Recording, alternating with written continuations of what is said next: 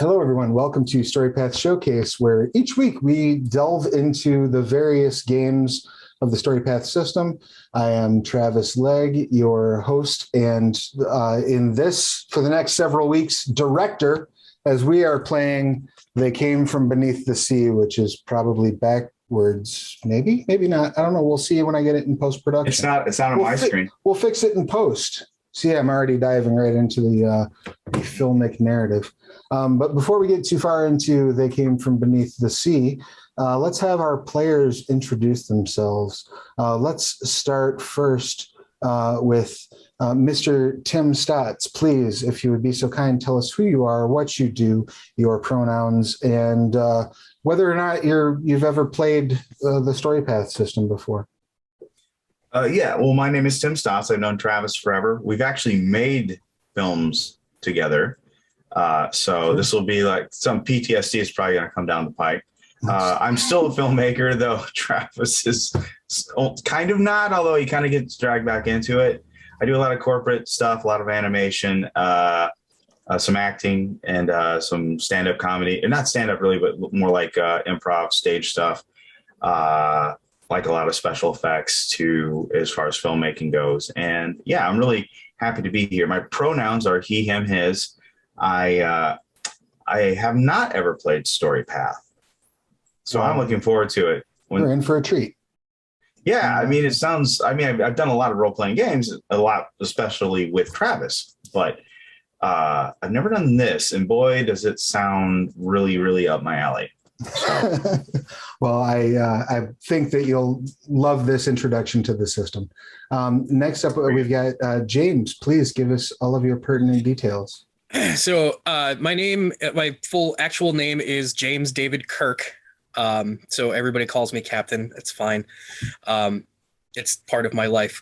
I actually came to the group because I am involved with an organization called the Bodana Group based in York, Pennsylvania.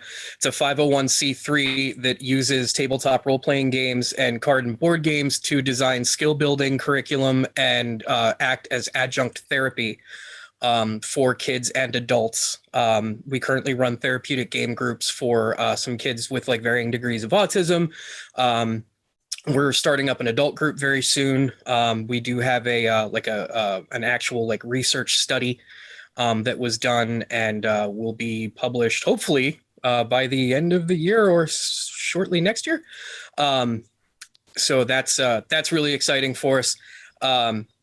Other than that, I've been at a gaming table since I was 6. My dad sat me down to play Dungeons and Dragons and make my first character. And by 10, I was making worlds. So I've been playing for about 32 years. I probably forgot more about GMing systems than I remember.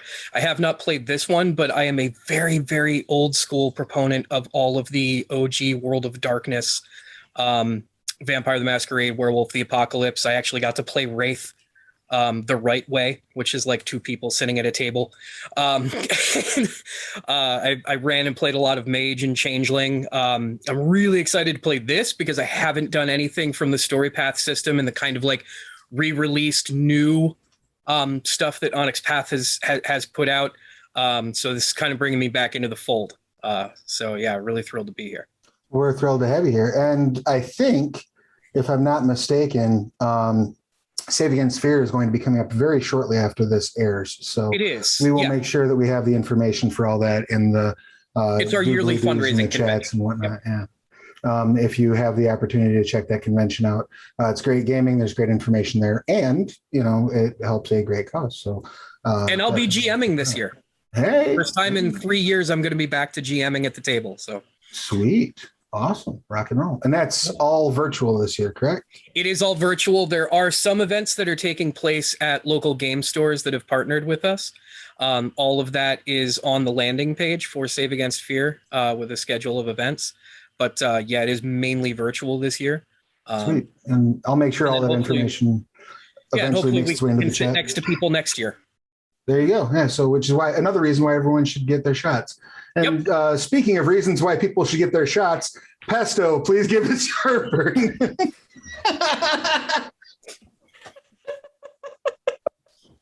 If I had a picture of a Segway, I would totally put it up right now. That was picture perfect. Your pertinent details, please. Hello, everybody. I am Pesto Mystic on Twitch and other name in other areas. I'm really excited for this. Thank you so much for having me stumble into this story to play with you guys. My pronouns are she, her, and I'm kind of on the same level, I feel like, here with Tim. This will bring back some PTSD since I've been on set with Tim and Travis before.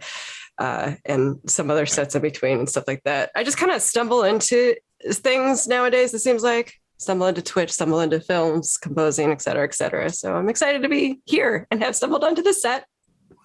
We're excited to have you, despite my segue leading to your introduction. I'm speaking of segues. And my pronouns are he, him, and I have no objection to the singular they. That was not a segue.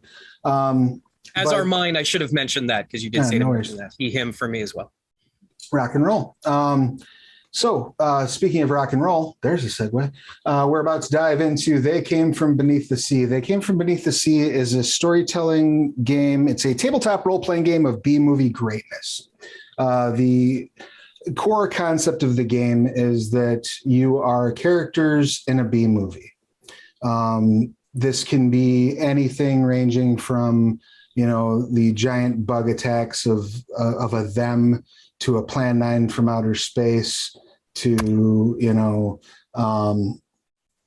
really anything along the gamut. You can get into your Rocky Horror type of things. You can get anything that's sort of, The Day the Earth Stood Still, that sort of level of cinema.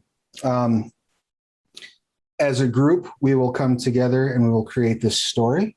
The way we're doing our character creation, as we always do on the Storypath Showcase, is as a group so that we can sort of build our narrative together, make sure that everybody's got the same sort of goals and that we all know are on the same page with what kind of tale we would like to tell. The default setting of They Came From Beneath the Sea is the nebulous pseudo 1950s of the great state of Delaware, but we do not necessarily need to set our game there. We can get into where we're going to go and what we're going to do as we're sort of doing our pre-production meeting, or as it's called every other time we do it, session 0. So to start things off, in order to build our story, we're going to need our cast. Now, we will build our characters much like you do in any role-playing game, but where They Came From Beneath the Sea is a little bit different is not only are you playing the character who is in the B movie, but you are also, to a degree, playing the actor who is playing that character. So there is some meta involved, and you can see that come into play through some of the systems like the cinematics and the things along those lines, the rewrites. But also in these first steps of character creation, you can have some meta goals as well as we choose our aspirations. So aspirations are the things that you would like your character to achieve in the course of the story. These can be anything from punch a undersea alien in the face to give a monologue worthy of the awards reel. You can pretty much kind of pick whatever you would like those to be. And unless I'm missing my mark, I'm going to open the book because I have run a lot of Storypath recently, and I want to make sure I'm doing this exactly right. So we need to decide, you have short-term aspirations and long-term aspirations.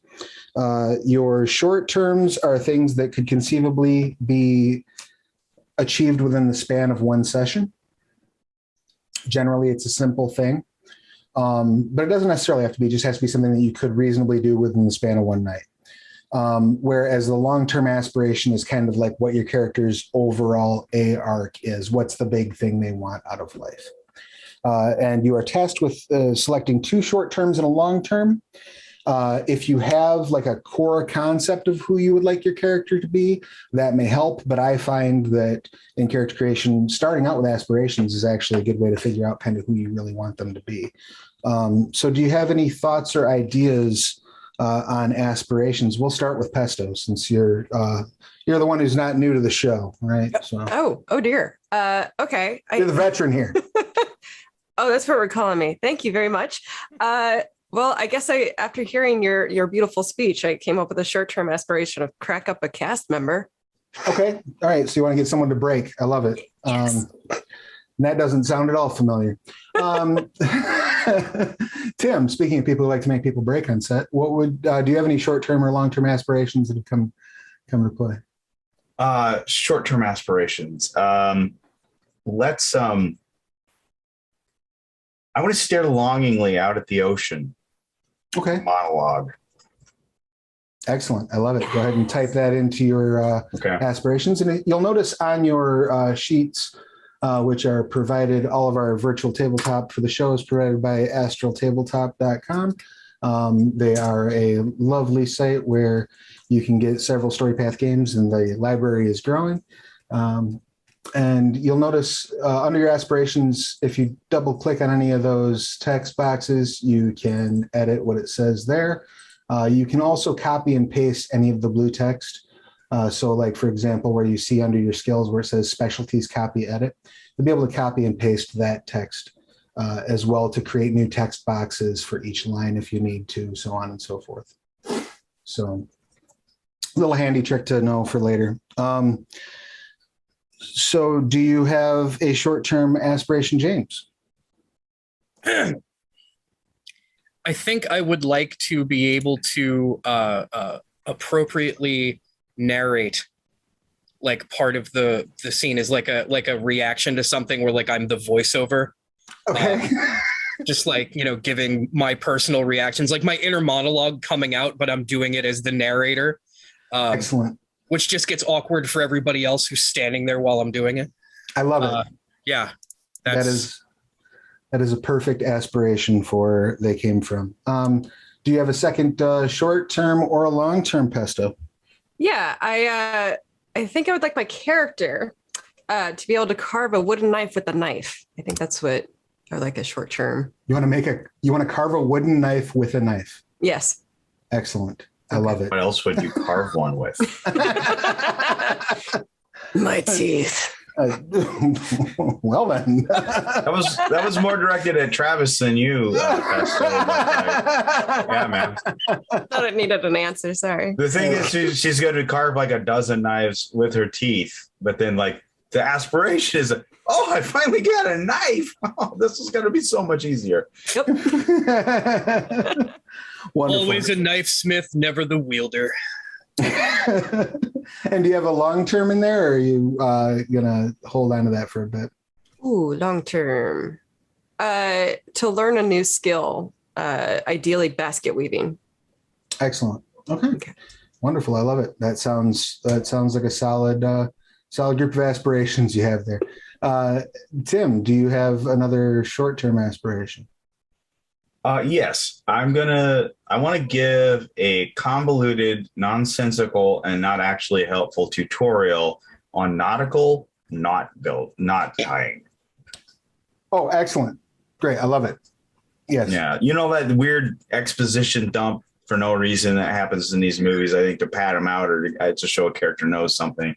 That's me, baby. That's what I want to do. I love it. And that will fit perfectly and give us ample opportunities to draw from. Well, you say it'll fit. It looks a little long for the line there, but I'm just gonna put not tutorial or something like that there. That works. You can also make the text smaller if you want to. If you click on the. Well, my vision's not awesome, dude. So I'd rather not. And do you have a long term in mind? Mm-hmm. And what would that be? To make this text box go away, Gelder. Okay, there we go. That would be a short-term aspiration, by the way. Yeah, I did it. Done. I'm out. See you guys. I win everything, and you guys are now second place. To atone for some past sin Excellent. / prove himself or herself, I don't know what I'm playing yet, worthy. Okay, cool. Excellent. I love that as an arc. I love that as a plot seed. It's very good. James, do you have a second short-term aspiration? Yeah, I think that my character would like to have a slow walk moment. Excellent. Like just like walking away from something right, that's like that exploded, from maybe. explosion having exploded or something died, or having that moment where he like steps forward and does like the Clint Eastwood walking through the town, just like shooting people and reloading, like, you know, slowly as he's going. And so definitely a big slow-mo action moment. Some kind of like slow motion heroic moment. Yeah, the thing is going to be on the poster. Yeah. Perfect. Nice. Perfect. And what about for a long term? Long term, I'm still kind of chewing on. No worries. We can circle back around to it. Maybe when we have a few more ideas about where the story is going to go, that might resolve itself. Next is the critical choice of your paths. The paths effectively show kind of who you are as kind of like what sort of role do you fit in the story. They show kind of where you're from with the origin path, and then your ambition path, which is kind of like what you're seeking out of life, where the road you're on when the story begins. So the first path is your archetype path. There are several provided in They Came from Beneath the Sea in chapter 2, I do believe. And they start on 25. Yep, thank you. Yep. So you have your everyman, which is, I like to, and not just because the art reminds me of him, but I like to tell people the everyman is your Ashley J. Williams. The everyman is the cashier at S-Mart that got pulled into a horrible situation. You're just the average Joe, Jane, or what have you, the average folk on the road, called on to respond to anything but average circumstance. Next up is the G-Man, which, can be a G-women or a G-they as well.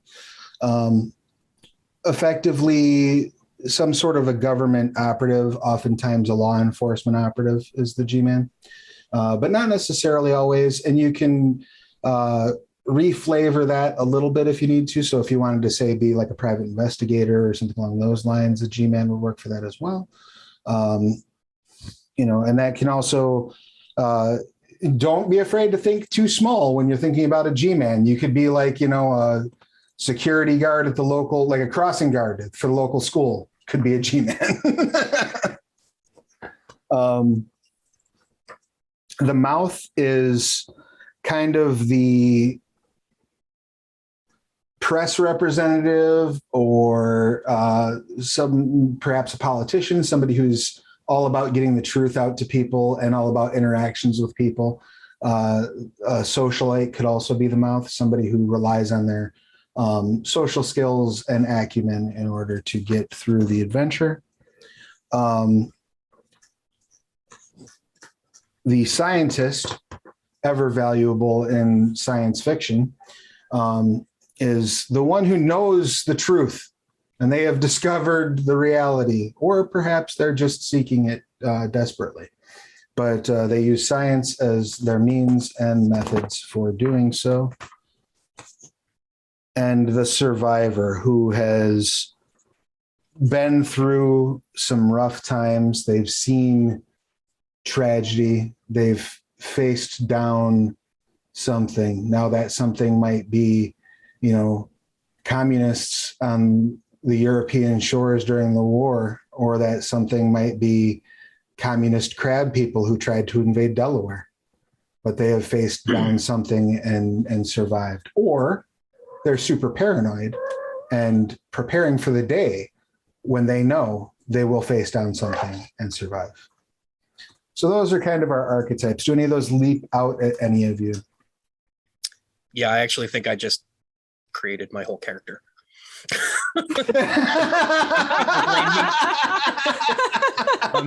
I'm good. Yeah, I'm gonna go G-Man. Excellent. I love it. And any archetypes reach out to you, Pesto? I was going to go with Everyman. That's okay. I love it. Beautiful. And Tim, how about you? Well, man, they all sound really appealing. Like I could see every one of these being a ball to play. So does one just like scream, "Oh, you got to do that"? No, I'm kind of torn between, I think at this point, mouth scientist or survivor. Boy, I really like. I mean, and by the way, the other two sounded good too. But I think just obviously not having a little diversity in like our archetypes is good, and those were spoken for, and that's fine. It was like, oh, I wanted to play that or nothing, So, having said that, just to be clear too, the way paths work, there is enough overlap that if there are two of the same path, you're still going to be able to generate drastically different characters. So don't worry about path overlap anywhere throughout the character creation process. Cool. I kind of figured as much, but also, like I said, I like everything here enough that I don't think I need to or anything like that. Gosh, let's do scientist. Let's do scientist. Okay. I was really tempted to be mouth, like actually be an actor who's thrown in situations. Okay, because I was on this other horror movie that did this and like trying to pull real life experience from. Don't worry, they're all made out of foam rubber. It'll be fine, like that kind of thing. But those cars are supposed to explode when you shoot them, Johnny. I don't know what happened. I get it. Gotta get a clean one of that. But I mean, that's already that's. And then I think this might be fun, but like that is kind of, because it's already some meta built in. It looks like there could be it's kind of a hat on a hat, as they say in the comedy world. But I mean, I think that's kind of okay here. But I think I'm going to be a scientist. Okay. Maybe a TV scientist though, like who doesn't really know a lot of science. I don't know. I think more of the basement dweller, actual real deal crackpot, marginalized because of those crazy ideas that can never come true, that are at least half possibly coming true because of the scenario. So I think that's where I'm going. Okay, cool. So when you choose your archetype, every character begins play with 3 tropes. You will choose 2 of those tropes from the list on your archetype. So for the everyman, that's on page 25. For the scientist, that is on page. I got it there, bud. 37. I found it. Yep. And 29 is for the G-Man. So you choose 2 tropes from your archetype and 1 trope from any of the other archetype lists. And the way that these tropes work is each one of them will give you certain benefits under certain circumstances. So just to pull one, because it's the one I have open, the everyman has tropes like grit and determination. You never let not knowing a thing stop you. With little grit and determination, you can rise to the challenge. You roll 1 extra die on actions that are outside of your character's archetype. Things along those lines. And those tropes come into play basically during play. They create, they're self-regulating. So whatever it says within the tropes rules kind of triggers how they're used and when they're used and what their effects are.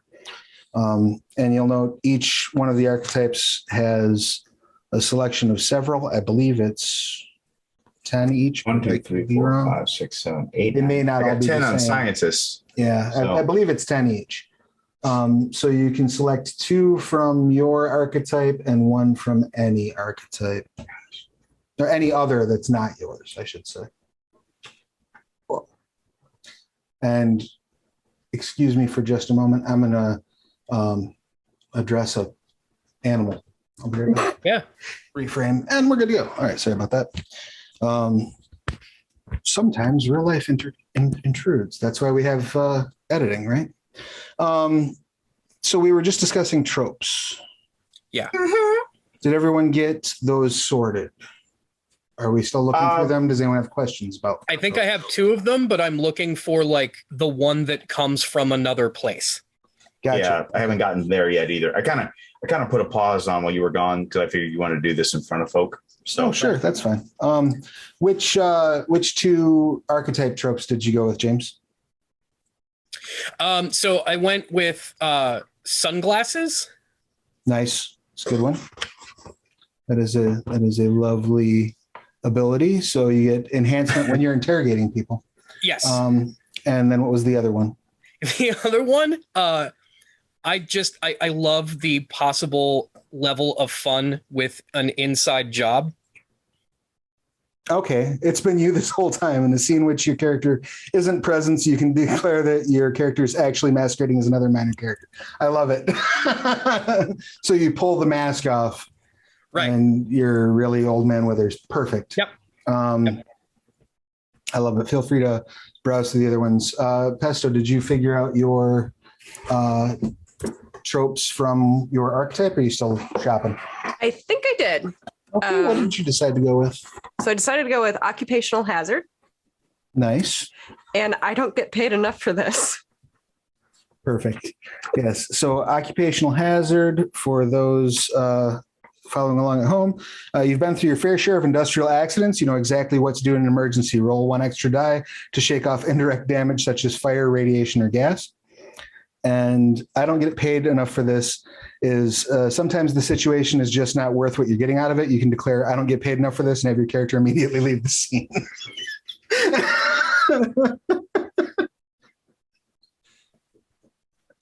Oh, that's my favorite. It's pretty amazing. It's an ability that Pesto has often wished for on a film set, never been able to. This is just indie filmmaking wish fulfillment. So Tim, were you still looking through your occupational? Found the third one from another area. Okay, which ones did you go with from the scientist? Again, and I swear I'm not shilling for the system, but a lot of them do sound pretty fun, and I could see where plot wise they could really come in handy. And I'm almost worried that these are almost too similar to the ones I'm picking, but that could be fun too. One is the first one. You got to go with the first one. Weird science. Nice. Yep. Weird science. Good. Yeah, you aren't even sure what it does. Roll 1 extra die on actions where you're using an alien device, such as a weapon, console, med pack, etc. Even when you lack any familiarity with it. I love it. Beautiful. Cool. And what was the next one? Atomic power. Nice. Because this is set like right in that era, right? Oh, Like, yeah, absolutely. This is the duck and cover era of cinema. Yeah. Well, and also when they actually literally gave nuclear samples to kids in chemistry kits. Right, yeah. Go play Because it'll with be this. fine. It'll be fine. Play with this radium. I'm sure it's not a problem. Yeah. And with atomic power, you have a single item that's nuclear powered. When used in combat, it has the deadly tag. Otherwise, it provides +1 enhancement when used for its specific function. Because we all know nuclear power just makes things better. Oh, yeah. Better living through nuclear power. Exactly. Did anyone? I can't wait to say it's perfectly safe. We'll be fine. It's perfectly safe, and you can order yours at home too, kids. Just pick up your program from the theater front. Okay, so Trav, I have a quick question though. So I just so to put things on more than one line, it looks like it's still only one text box. I do a carriage return you or something like. No, just literally copy the text box itself and hit paste, and it will make a new text box. Whoopsie-daisies.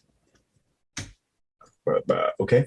So if you have the text box closed and you right click on that piece of blue text and hit copy text, and then right click and hit paste, it will make another iteration of that text box.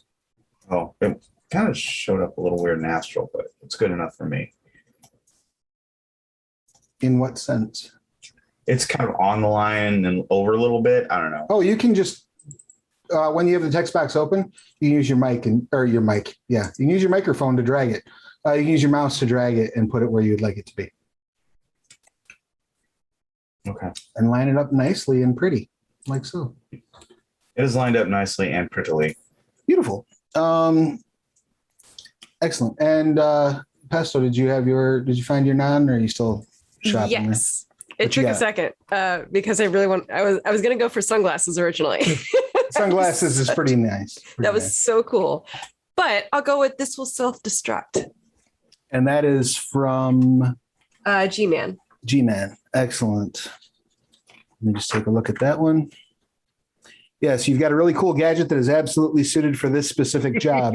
And to boot, after you've used it, it turns into a one-time explosive that you have no control over. I love it. This is so much. This is really good. I think that's perfect. Did you find one, James? I did. How do the text boxes move again? So if you have the text box open, like you're editing it, you should be able to just grab it with your mouse and like hold down. It worked for me. It keeps highlighting. Do it like? You have to you double click on it so that it's like actually open. And then instead of not down where the text is typed, but the actual blue text, click and drag, and that should move it. Ah, look at that. Yeah. Oh, I like this trick. Okay. It's fancy. Yes, I'm going to take from Survivor. I am going to take Been Here Before. Okay. Excellent. And that this place looks familiar, and you're sure you know how to get around. Once per game session, you can declare that your character has been in a place before and come up with a plausible story as to how. Gain +1 enhancement to all actions taken while there. That's pretty handy. I look forward to seeing how that gets used. And are you still digging, Tim, for your third? No, I think I found it. I kind of just went pretty quickly, but I think from the mouth, I'm going to do monologue. Just so that kind of is in line with. So, Travis, can you it's probably there's no right answer here, but since it is in line with one of my aspirations, that seemed like a good thing, but it also seems like a good thing to maybe pick something absolutely different. Is there any kind of guidance on that? Not necessarily. Your aspirations, particularly short-term aspirations, once they get resolved, you pick a new one. So what the short-term aspirations really do are they inform everyone at the table of the things you would like to see happen, so we can all shape the story toward that. Once you've achieved them, at the end of the session, when experience points are handed out, you gain experience for the aspirations that have been completed, and you find new aspirations. So there's nothing wrong with having your first aspiration be something that plays very well into your powers, so that you're sure you get it done in the first session, right? Cool. So that's totally fine. And monologue, the way that works is you give a monologue and people love you for it, or maybe they hate you. Move everyone's social rating up or down one step after listening. You can use this trope once per session. So there you have it. If just another nice little character sheet tip, if you go onto the side of your sheet where you see character notes and you click that, there's this big box that says click here to add notes. If you click on that, you can type in that area. So if you want to even copy the rules of your tropes or the rules of certain things and put those in the notes so that you have them for a quick reference, you may do so. Also, another way that people keep track of these things is just putting the page number on the end of the line of text is another way that you can do it. But this keeps you from having to sift through a PDF while you're trying to. So that's all. And when you hit close notes, it auto saves. Roger that. Excellent. So the other thing that you get from your archetype is you get a certain number of skills. You get 3 dots worth of skills to spend among the 4 skills that are listed in your archetype. So the best thing, the way that it's recommended to do this, and they came from, and this is where that little specialties copy edit text on your character sheet will come in very handy. Each of the skills that's listed under your archetype, you may wish to make a little copy and make another text box and just put AR in that text box and put that by those skills. So that way you know that those are your archetype skills, because several subsystems later will affect your archetype skills. Like, for example, when you're injured in this system, you actually gain bonuses to your archetype skills. Okay.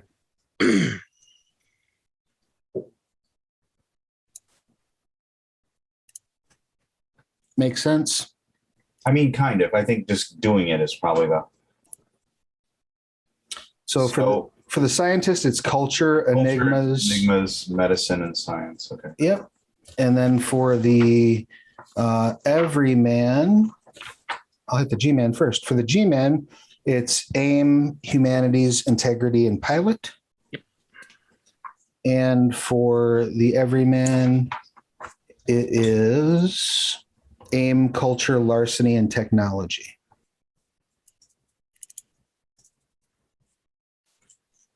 Okay, so for instance, by culture, I just put gotta do that. I just put AR in the little field to the right. Is that correct? Or do I also click the box too that says click to toggle? You can click that box as well, just so that you know that that's one of them. But honestly, if you record the AR and you shouldn't have to worry about that. Okay. It's just another way to track whether or not that's an important skill. Got it. And then we have. So is everyone up to speed on that so far? Got it. Then So. on your paths on your sheet under your archetype, you'll want to type in the name of your archetype and fill in one dot. Well, just a second.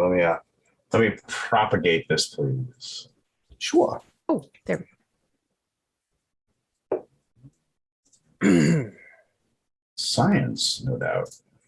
And you can choose a connection from your path. There are some recommended connections in each of the archetypes. Is that perspective?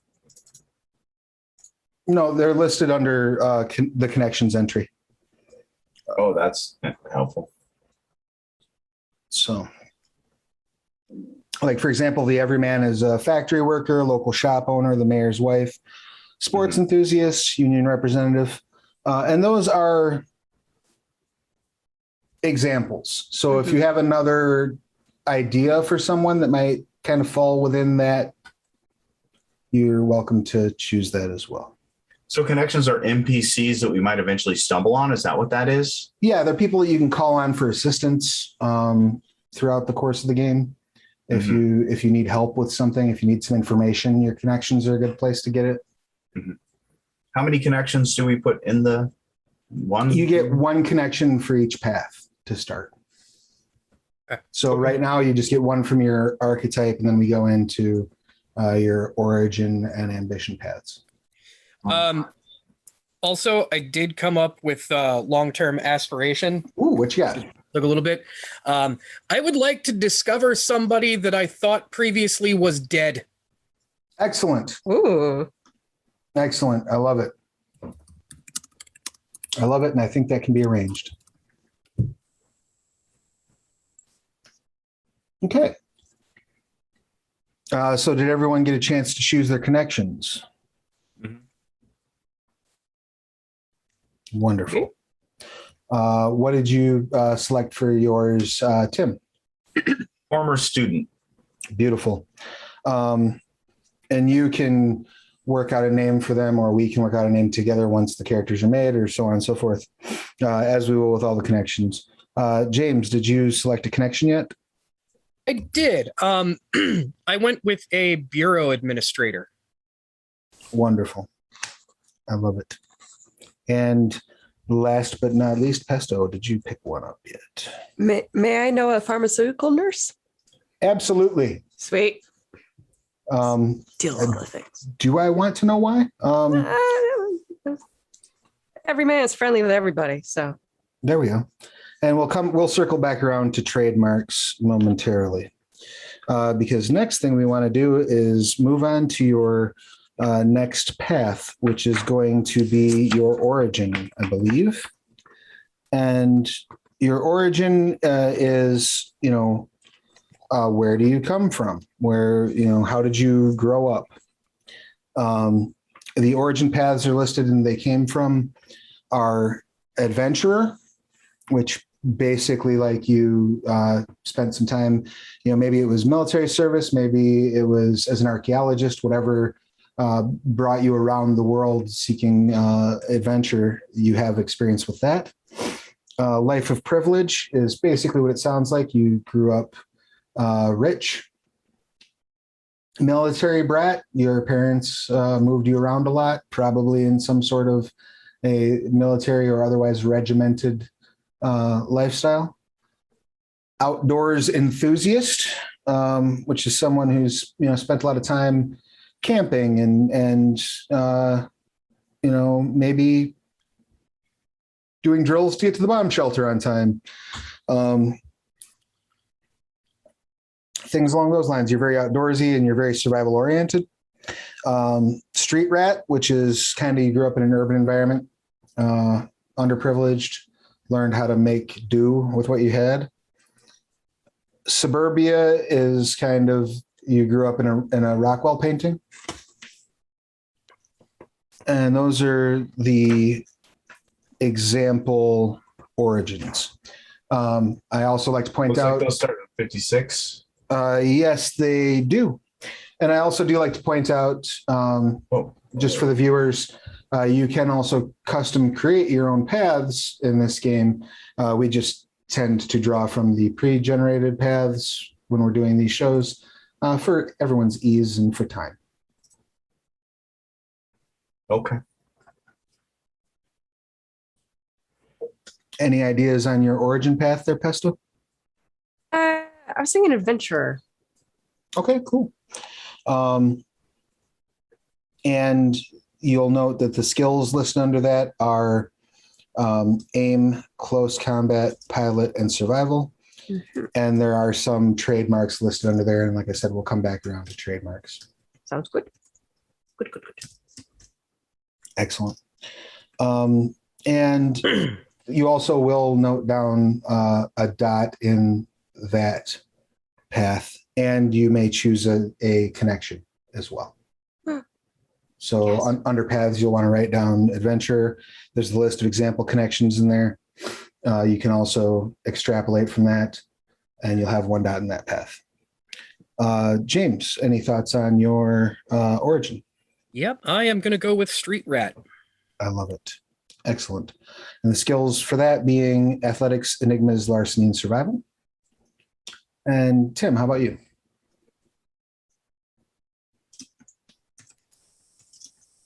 Let's see.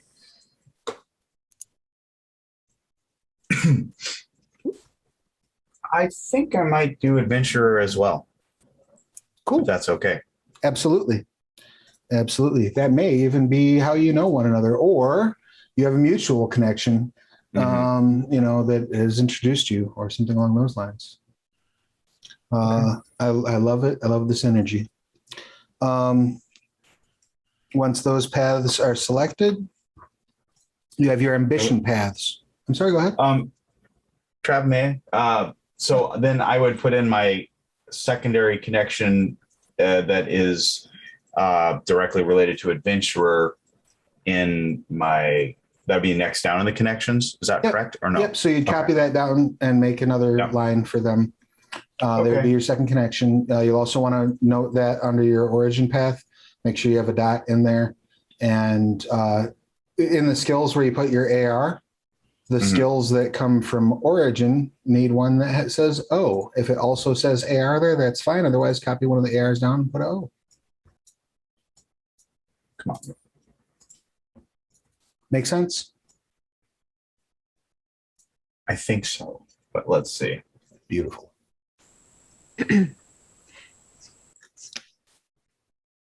And while you're doing that, the last is your ambition paths. Ambition paths describe the motivations behind your actions. It's the people or the things you care about the most, and it's kind of what you want out of life. It's where you would like to go. Travis, I'm sorry. Can we back up a little bit? Yeah. So absolutely. I just put bomb disposal experts. Now you said I put a dot by By your origin path. and then you write down the name of your origin path on paths on the sheet. Oh, okay. So I fill in one, click to toggle, or you just click on it and it should turn. It might take a second, but it should fill up. What's the purpose of that again, by the way? Of the dots? Yeah. So sometimes you may need to roll your path rating. For example, if you're trying to get hold of the connection. Sure. As you increase over time, you may raise your paths so that you have more resources to draw from them. And paths are, this is a bit late game of a concern, but paths are a easy way to get sort of a prepackaged chunk of advancement at the same time. So all these bits that you're getting, like how you're getting a trademark, 3 skills, and a connection. If you raise that path rating with experience points, you get all that when you do. Mm-hmm. I think I got it. I have a feeling playing it is the way that it becomes clear. Sure. That's fair. Okay. So ambition, sorry for the derailment. No derailment at all. So yeah, your ambitions are kind of what you want out of life, what you're trying to achieve. Those are best friends, people with the best friends as ambition path. That's the most important people in their life is their friends. They're the people they've chosen. They're their found family, as it were.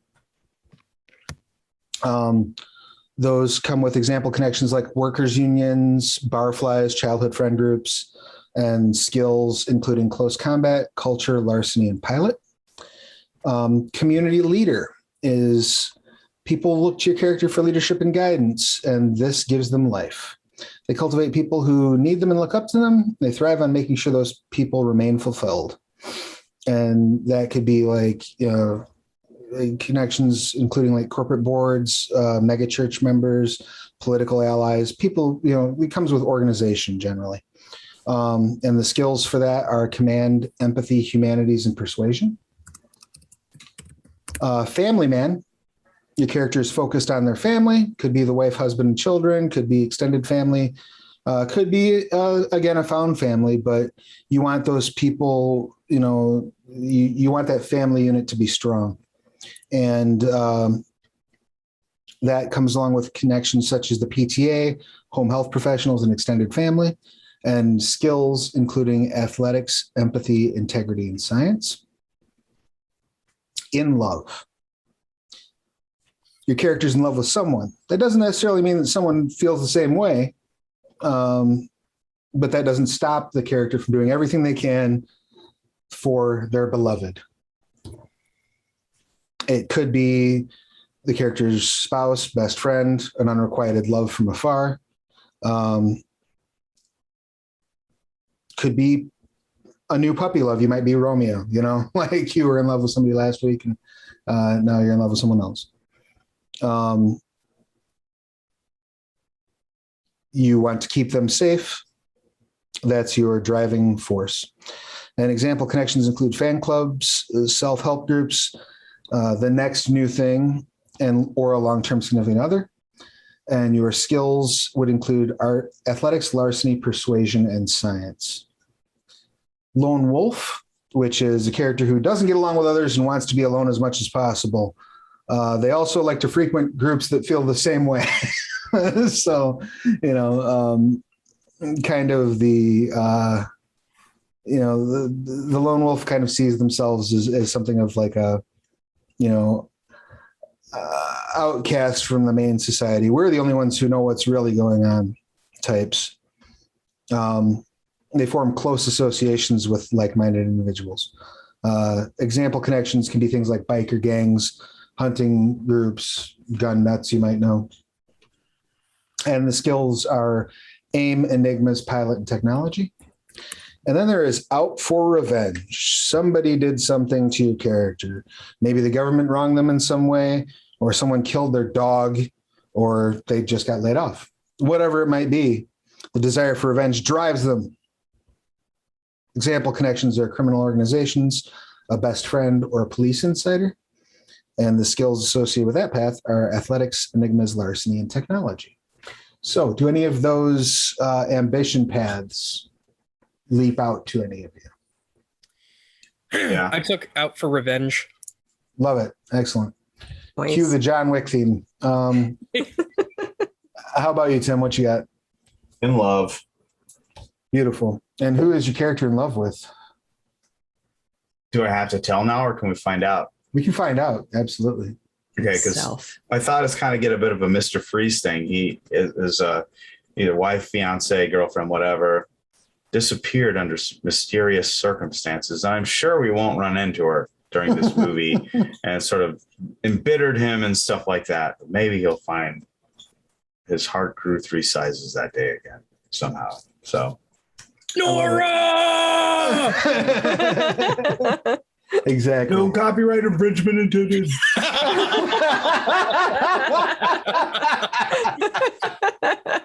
As long as her name isn't Martha, I think we're going to be okay. You can get away with Martha. There's apparently a ton of them. So what did you come up with? Family man. I love it. Beautiful. Excellent. And yeah, so you can spend, again, you have the 3 points to spend among the 4 skills listed in your path. You will want to put just a regular A or a AM to separate it next to your ambition path skills on your sheet, like you did with the ARs and the O's. Oh, that's where I think I ran into a problem with the origin. Right. Is I just put the dot next to origin where it says click to toggle. I didn't do that. So I'll go back and look at that. Okay. So I get to add some skill set. Okay. So just to clarify, I'll do this now though, and I'll backtrack. The thing you would ask, how many of the skills do I get to put again, or all of them? Each of your paths has 4 skills with it. With those paths, you get to pick 3 points to spend among those skills. You can buy one of the skills at 3, or you can put 1 dot in 3 of them, however you want to break that up. But each set of 4, you get 3 points to spend within that set. Make sense? Yeah. And so then I would put like just an A next to it because it's ambition. Is that what I would do? Okay. Yeah. Okay.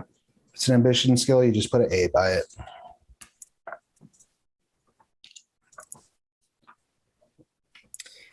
Now, if you have, and I might have missed this, Travis, so I apologize if I did. If I have skills that overlap, yes, from these different ones, is there something different I'm supposed to do with that? It just overlaps. Just means you have more points to spend, and then more things may affect them system-wise. So for everyone that overlaps, it's 1 additional point? No, you Okay. still only have the 3 points. It's just that you'll be drawing from 3 pools of 3 points instead of 1 pool of 3 points. Make sense? You'll have an opportunity to put dots in that each. If you look at character creation as like 1 path at a time, you'll have an opportunity to put dots in that 3 times as opposed to. Okay, so we get 3 points per path. Per path. To Right. spend on those paths skills. Correct. I got you. Okay. Yep. So for instance, Travis, I'm going to go with athletics, persuasion, and science. That's 3 out of the 4. And is that correct? Okay. Right. So you'd have 1 dot in each of those, but you would still have whatever that 4th skill is still an archetype skill. Right. Oh, so I get, so I still have it. I just don't. You don't have any points in it. Right. Okay. So the points are the dots. Yaw. So you have, because you only have 3 points to spend among those 4, you basically will have to decide at least 1 up to 3 of those skills that you're not actually spending any points in. Make sense? Not really. I'm sorry. I'm sure it is. I'm very tired. No, you're good. So think of them just as small groups, right? So you've got those, between those 4 skills, your total pool to spend is 3 points at this stage of the game. You will get some more points to spend in skills when we get down the road, I believe. But are the points indicated on the left, or are they the circles on the right? they're the circles. Okay. So each point in a skill is 1 dot in that skill. Got it. So So if since you had if an I pick, aim of 3, if I you'd fill pick in 3 science, if I pick science twice in 2 different things, I can do 2 points. I think James already asked that question. Yeah. So each of the paths offers you a pool of 3 points. So basically what that means is if you have science in 2 paths, you have 2 opportunities to spend points on it. Okay. So you spend your 3 points from your first path, then you go back and you spend your 3 points from your second path, then you go back and you spend your 3 points from your third path. Okay. Could I say, for instance, and I'm not going to, but if I wanted science just to be super duper, I could just spend all the points there? Up I to wouldn't have 5. Yeah. Up to 5, sure. Right. Okay. So All right. So I don't have to nothing spread it moves out, it. but I can. But, Right. Okay. So for instance, again, athletics. Oh yeah, athletics, larceny, persuasion, and science are the 4 skill possibilities with my in love thing. So I still have larceny. I just don't have a point in it. Is that correct? I mean, Correct. larceny is still considered a path skill for you. That may come into play with some of your tropes, some of Okay. your injuries, things like that. You don't have But any it's points in it, but it's considered a path skill. Oh, okay. So I'm just not going to put. So I can do the black checkbox by larceny. Right. But But I can't no put dots. a point there. Okay. Right. So Okay. the points, the dots are only added if you spend skill points on them. You don't Correct. like automatically get 1 if it was Correct. part of a path skill. Okay. Correct. It's quite possible to have 0 in all but 3 of your path skills. Right. Because you would take you could go, I'm gonna put all 3 in 1 path skill for each path, and then that's your points. Right. Okay. Makes sense. I'm gonna untoggle those I boxes. think I got that. Okay. So now I got to go back to my origin though and kind of dope that out because I didn't No do worries. that. No worries at all. Pesto, did you get your skill points spent? I think so. Like we're spending a total of 9 right now, right? Yes. Okay. Yeah. Oh, yay. I think I did. Sweet. All right. So the next step then is to pick up your attributes, I do believe. Yes.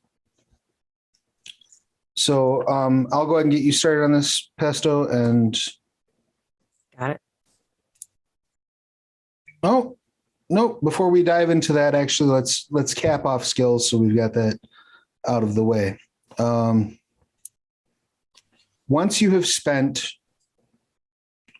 all of your path skills, all right, once you have those 9 points spent, you have 6 additional dots that you can spend on any skills you want.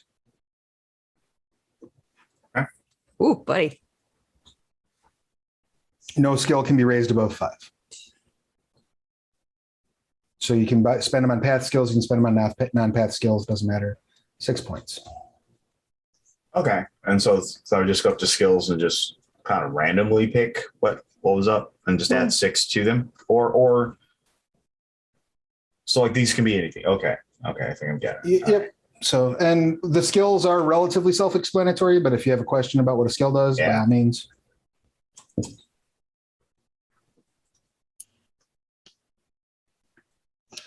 Storypath is a skills forward system. So all your die rolls for the most part will be like, I'm going to do this thing. So I'll roll this skill and then add an attribute to it.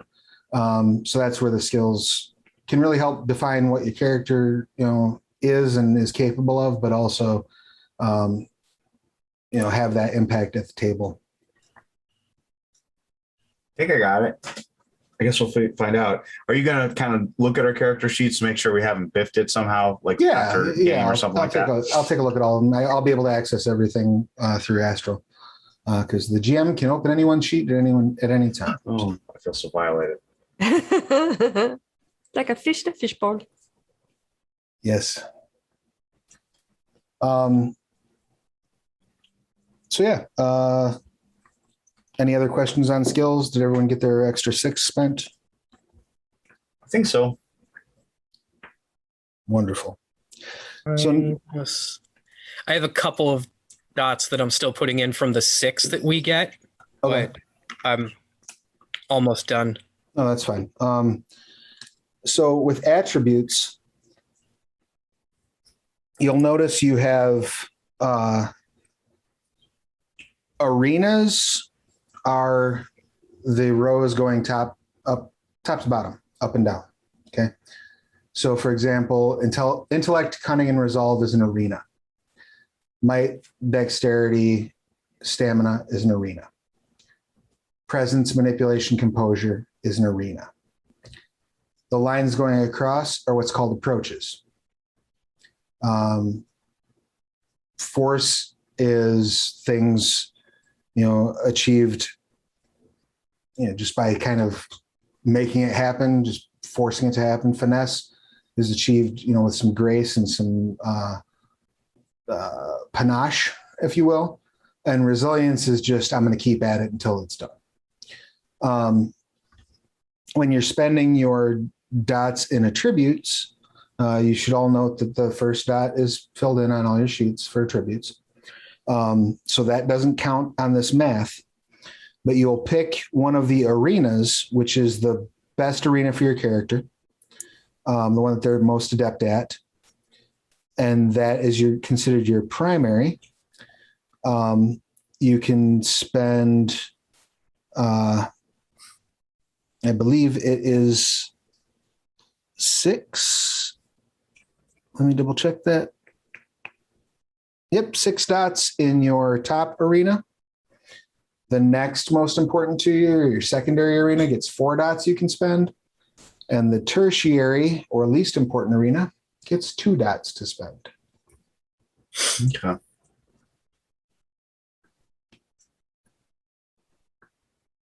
Okay, so the arenas go up and down? Yes. Okay.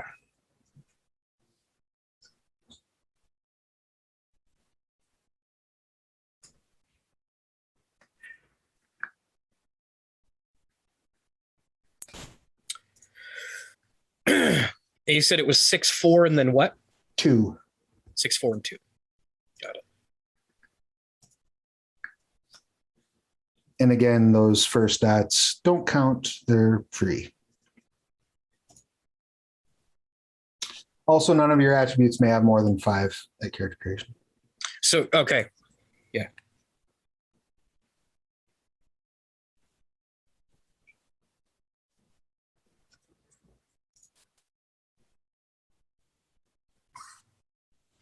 Okay.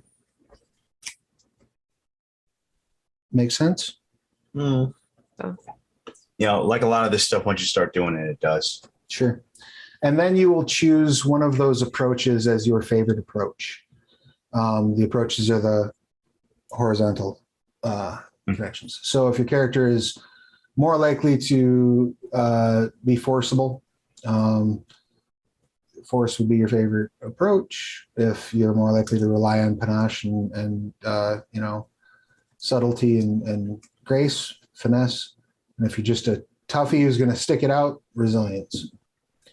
You'll click the box next to your favorite approach and then add 1 dot to each of the attributes in your favorite approach. If that would take that above 5, you'll move that extra dot to another attribute within that arena. Okay. So let's say you already have stamina 5, but you go with resilience is your favorite approach. That means just move that up to dex and might. Make sense? Yeah. Huh?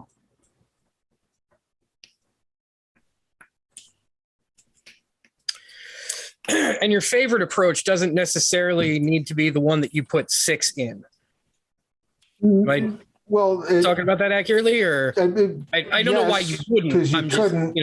I mean, you can't really put 6 in your favorite approach, right? Because approaches go across and arenas go up and down. Okay, arenas go. Okay. I mean, you can put, you can heavy load those, and that's fine, but it doesn't necessarily have to be. No. In fact, they can even be like in direct opposition to how you've built the rest of your character, if you want them to be. This is the way I like to do things. Doesn't mean I'm good at it. That's familiar. That is a valid character creation choice. Does that make sense to everyone? Yep. I believe so. Beautiful. We are at about the halfway mark. Do you all want to take a quick fiver for biological and technological needs? Might not suck. These AirPods might not last a full 3 hours if I don't plug them in or something like that. All right. Well, let's take 5 on our end. Those of you who are watching at home through the magic of editing will not even know we're gone. Just blink and we'll be right back. Ooh. So much happened. What? We have returned. Oh my god! I can't believe you cut.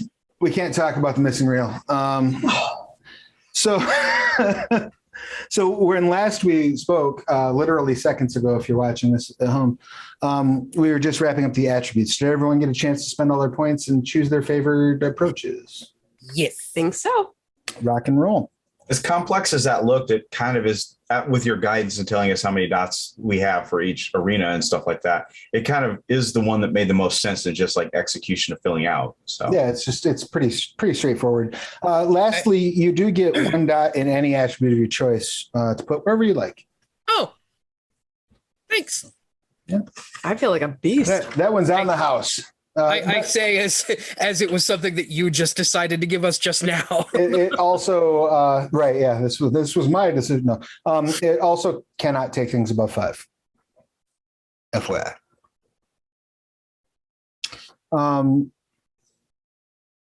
So once that is all done, the next step is to determine your trademarks.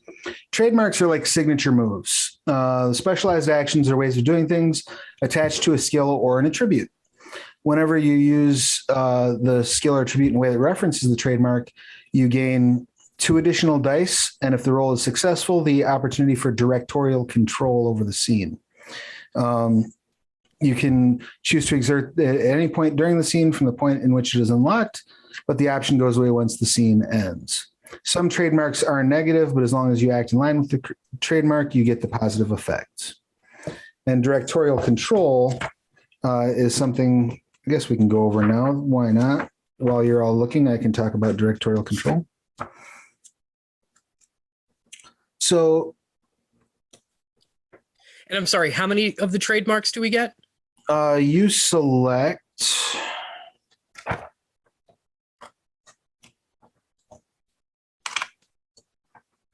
One moment, and I will be happy to tell you just as soon as I look it back up. You get 4 trademarks, one each from your origin and ambition path, and 2 from your archetype path. Okay. When you have directorial control, this gives you basically a special stunt. This lets you tell the director to change things in the story itself. Each success that you spend on directorial control can add or remove 1 detail from the scene, such as an alien falling through a suddenly weakened floor, a rescue plane appearing on the horizon, your character mysteriously understanding an alien language, so on and so forth. Basically, a moment that feels written is very good for directorial control. Oh, well, that's convenient. Well, that's because the actor has directorial control. So we get 3 from our archetype. Yes, two from your archetype, and then 1 from origin and 1 from ambition. Okay. Mm-hmm. And you can attach those to whatever skill or attribute you choose.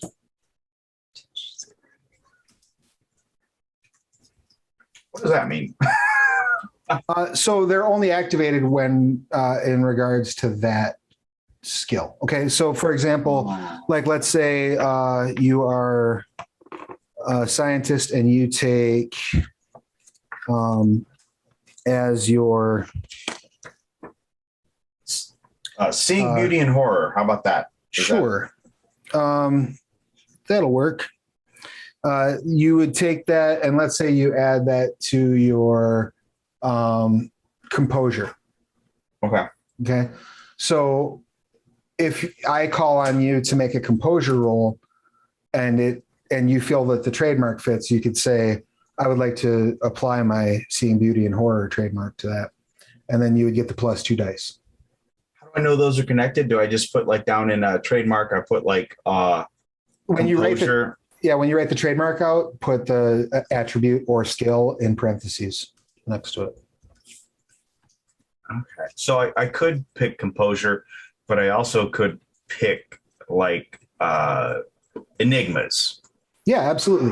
You can Okay, tie it to whatever you want to. Some of them you might have to get a little bit more creative at the table to make sense than others. Sure. Yeah. Like, for example, if you're trying to tie Seeing Beauty and Horror to aim, that might require a little bit more narrative jumping about than. It only works when I'm looking through this scope. I can only shoot really good when I'm sad that I have. It's the Sam Winchester problem.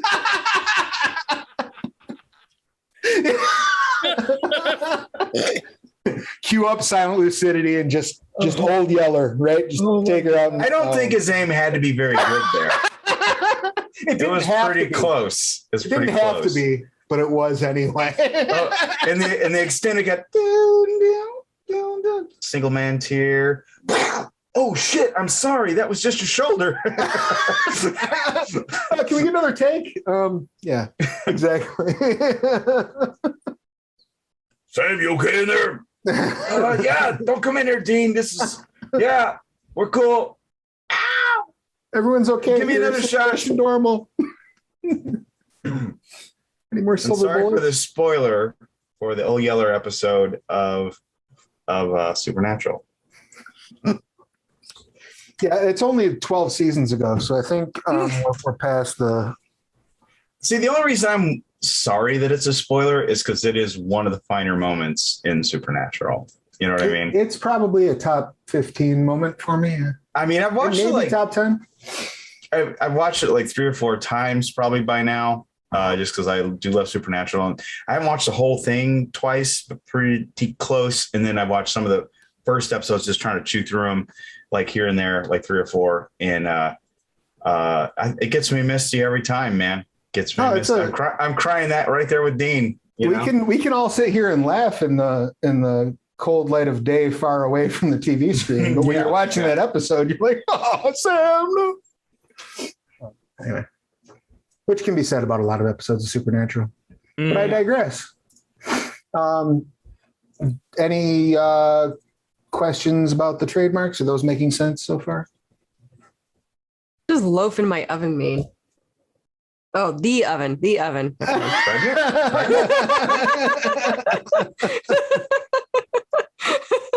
Yeah, means don't go to Texas.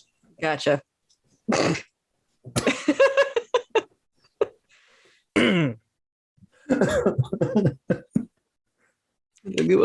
a good one. Thanks, Etra. Every once in a while, I get a good one.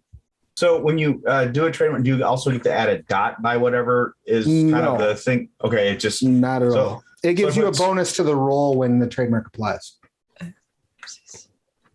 Okay. And you can also flip through, if you want to, as you're looking through the skills and attributes chapter, there are some that are example pairings are together. But if you control F for a bun in the oven or a loaf in the oven, that's what it is. It's a different thing. A loaf in the oven, I think, is like you get to get out of a scene because you're like, oh, I forgot I have the stove on, I think. But if you control F in the PDF, it should show you. So, for instance, I put the smartest person in the room, and then parentheses I put INT because I would like that tied to the skill intelligence. Yeah, to intellect. Right. I'm sorry, I would like that to the attribute intellect is what I want. Yeah. Yes, exactly. Okay. That is the thing that you do. Then I am quite happy that I, in fact, did it. Excellent.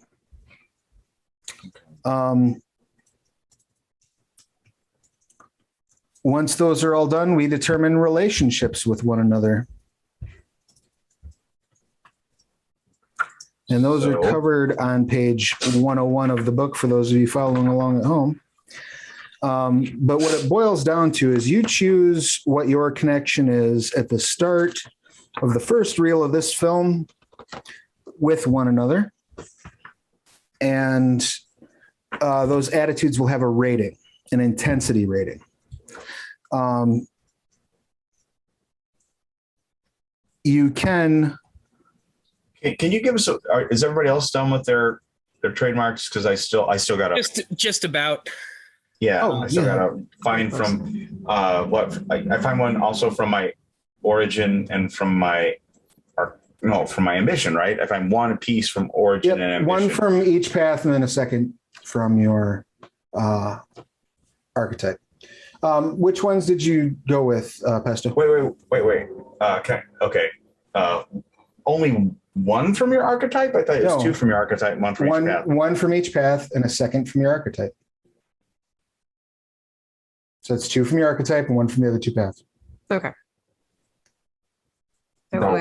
Okay. So then I would pick one. So a total of 4. Okay. So I could pick 2 from my origin and not my ambition, but okay. 2 from your archetype. So it's 1 from each path. So it is 2 from your archetype. Okay. 1 from each path and a second from your archetype. 2 from your archetype, 1 from the other 2 paths. There's a number of ways to say the same thing, but say your archetype. 2 from your archetype, 1 from your origin, 1 from your ambition. That's what I asked, and you said no. No, I said yes. I said no. You can't take 2 from your origin. Oh, I didn't. I never asked that. Okay. Okay. Fair. Check the tape. I got it. All right. I got it, man. I got it. You got it covered? So well, I do, but some of it is the choice of which to tie it to is what I'm finding the. Oh, okay. And it makes sense. It's just I want to pick one that I think is kind of cool and everything. I would recommend picking one you think you're going to use. Yeah, for sure. But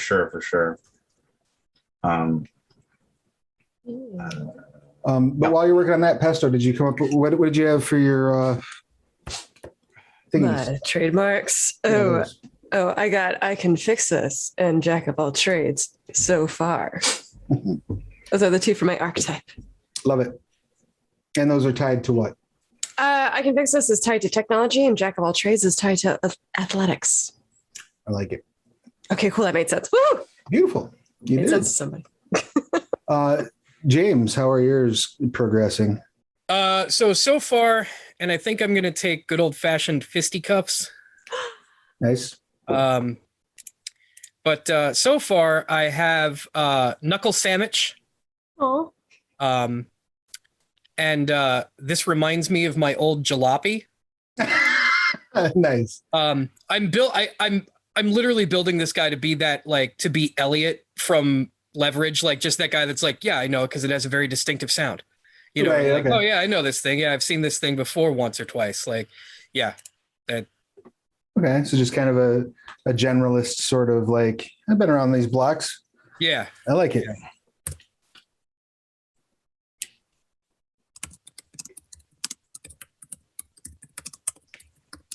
I keep copying things from there. Allergies. I can't take good old fashioned pickups. Bless you. Bless you times 2. Because close combat is not in any of my paths. Huh. So on the trademarks, for the trademarks, doesn't have to be a path skill. Oh, it doesn't. No. You can tie it to whatever you want to tie it to. Yes, sir. So there really isn't a description of the trademarks in the origin paths, but I mean, I guess they're sort of. You can control F, and some of them there's no description for, but those tend to be self-explanatory. Yeah. Or just something you can cry out. The other thing about the trademarks is it's literally something you can just say, and if it applies, then it works. So the examples that are in the book might not necessarily Okay. be the So, be for all. instance, for my origin path of adventure, I put for my trademark there, I fixed it. So now I still do have to tie it to either a skill or an attribute. Correct. Okay. Because it will only apply in situations where that's being rolled. Make sense? Yes. Yeah. Okay, so I put there, I fixed it and I tied it to cunning. Beautiful. Okay, I have one more, and that is my ambition path. Yeah. And I will check that out. Oh my gosh, this character's becoming adorable. What pray tell has taken the turn toward adorable? Just these all like sports themed trademarks. I'm like, oh yeah, I could totally be like part of PTA and a dad to like a little tyke. I love it. Like for instance, do you know offhand what the appliance of science means directly in this? The science skill. I mean, It's the in love. It's the in love trademark. One of the trademarks. So I don't know offhand, but well, then I'll pick subaquatica because I know what that means.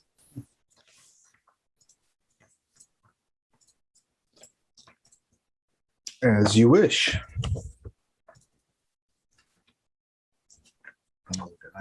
No.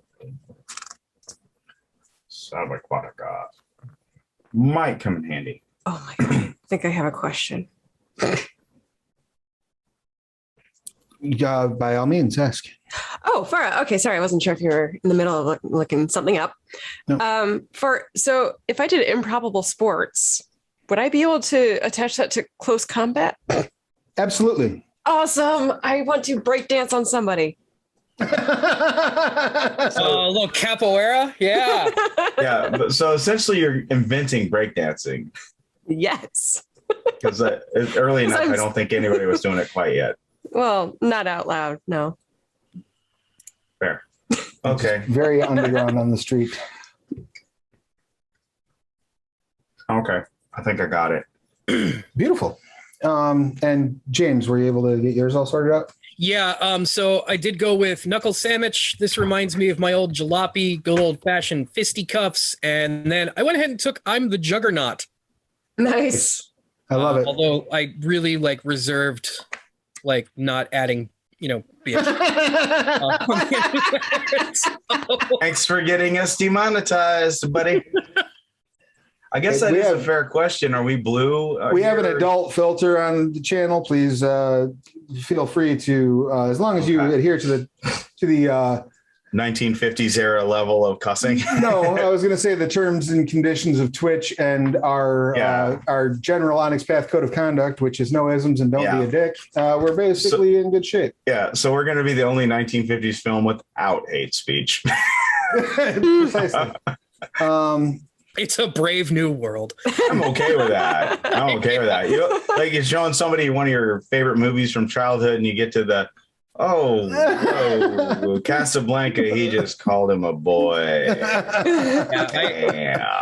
remember running Okay. Deadlands for one of our therapeutic groups, and we had to talk about the way people were treated in the West in the 1860s. Mhm. And that, some of those themes might be present, but I'm not going to sit at the table and throw a bunch of racial epithets around Yeah. Right.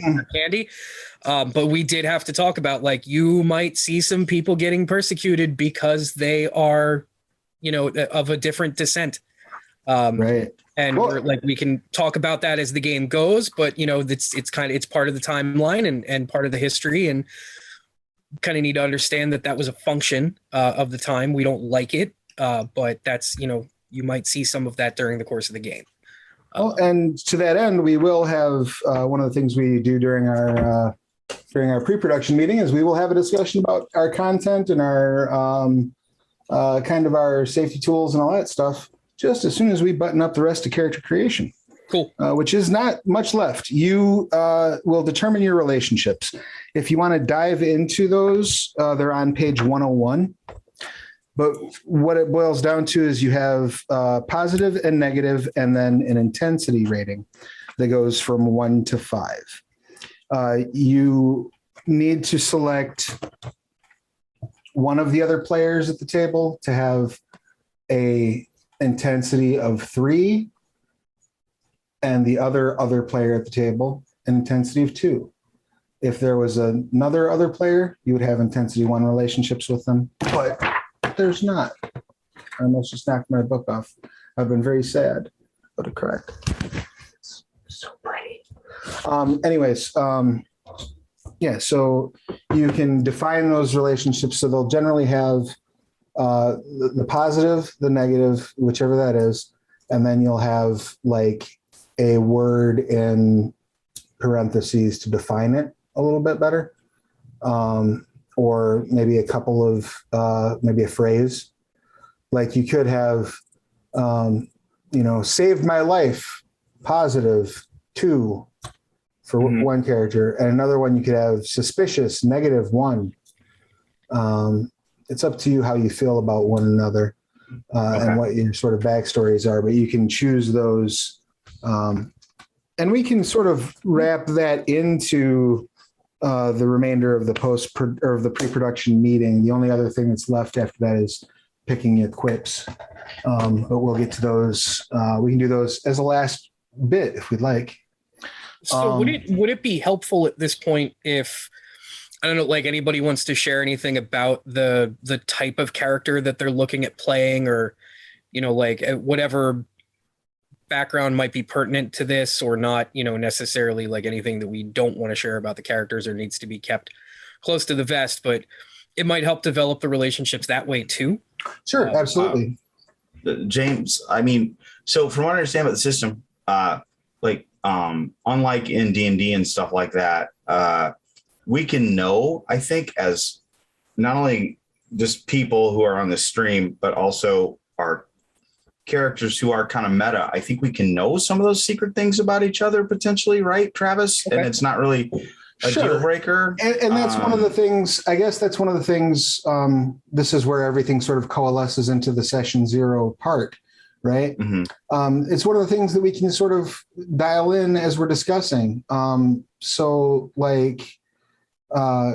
To firmly move things to the session 0 talk, the first thing I want to discuss real quick is just safety tools. The reason for our gathering is to have a good time. I want everybody to feel safe in doing so. The safety tool I rely on the most is the X card because it's easy. Everyone knows it. We're on a visual stream, so it's very easy for you to make an X with your hands or to say X out loud, or to type X in the chat if we run into content that is making you uncomfortable. I will, full disclosure, see the chat last. I always do. So it's best if you can tell me, but if you're more comfortable sending me a DM, just forgive me if I don't notice it right away. Having said that, if the X card is played, if somebody says X, we will stop the game. If there's any confusion as to what the content is that's causing the problem, I will find out what is the problem and I will excise it, but you do not need to explain why it's a problem. Make sense? Having said all that, I like to go over basic no-go and yes-goes, right?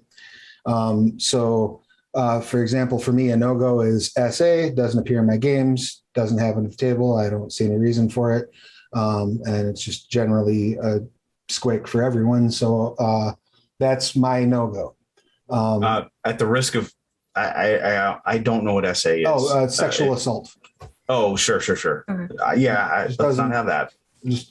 Doesn't occur on screen in any game I run. That is no fun to me, and exploring that at a role-playing table. So if there are any no-go areas that you have, I'll go around and we'll collect those. But also yes goes, if there's something that you would really like to see. For example, for me, a yes go is gore. I tend to give rather gory descriptions, even when we're not playing horror games. Like we're playing a superhero game, for example. Isn't that right, Pesto? Yep. So your superhero games are more like The Boys Invincible as opposed to like, yeah. Right. Yes. Yeah. I tend to steer into The Boys and Invincible. So that's a yes go for me. Having said that, I'm perfectly fine with reeling it in if it's someone's no go, or with specifics. You can be as specific or as general as you want with your no goes and yes goes. And part of the reason why we have the X card is because you might discover something that you never would have thought of to bring up in this conversation, but when it comes up in game, you're like, oh, that's grossing me out. Can we not? Or, oh, that's offensive. Can we not? And then we just excise it and move along with our day. Mm-hmm. So I guess starting with Pesto, do you have any no-goes that you would like to add to the list? No, not at the top of my head at the moment. Excellent. Do you have any yes-goes that you would like to add to the list? I've been trying to think of that. I can't think one either. Sorry. Beautiful. No, that's totally fine. It's totally acceptable. James, any no-goes you'd like to add to the list? Do not have any no-goes that I would like to add. As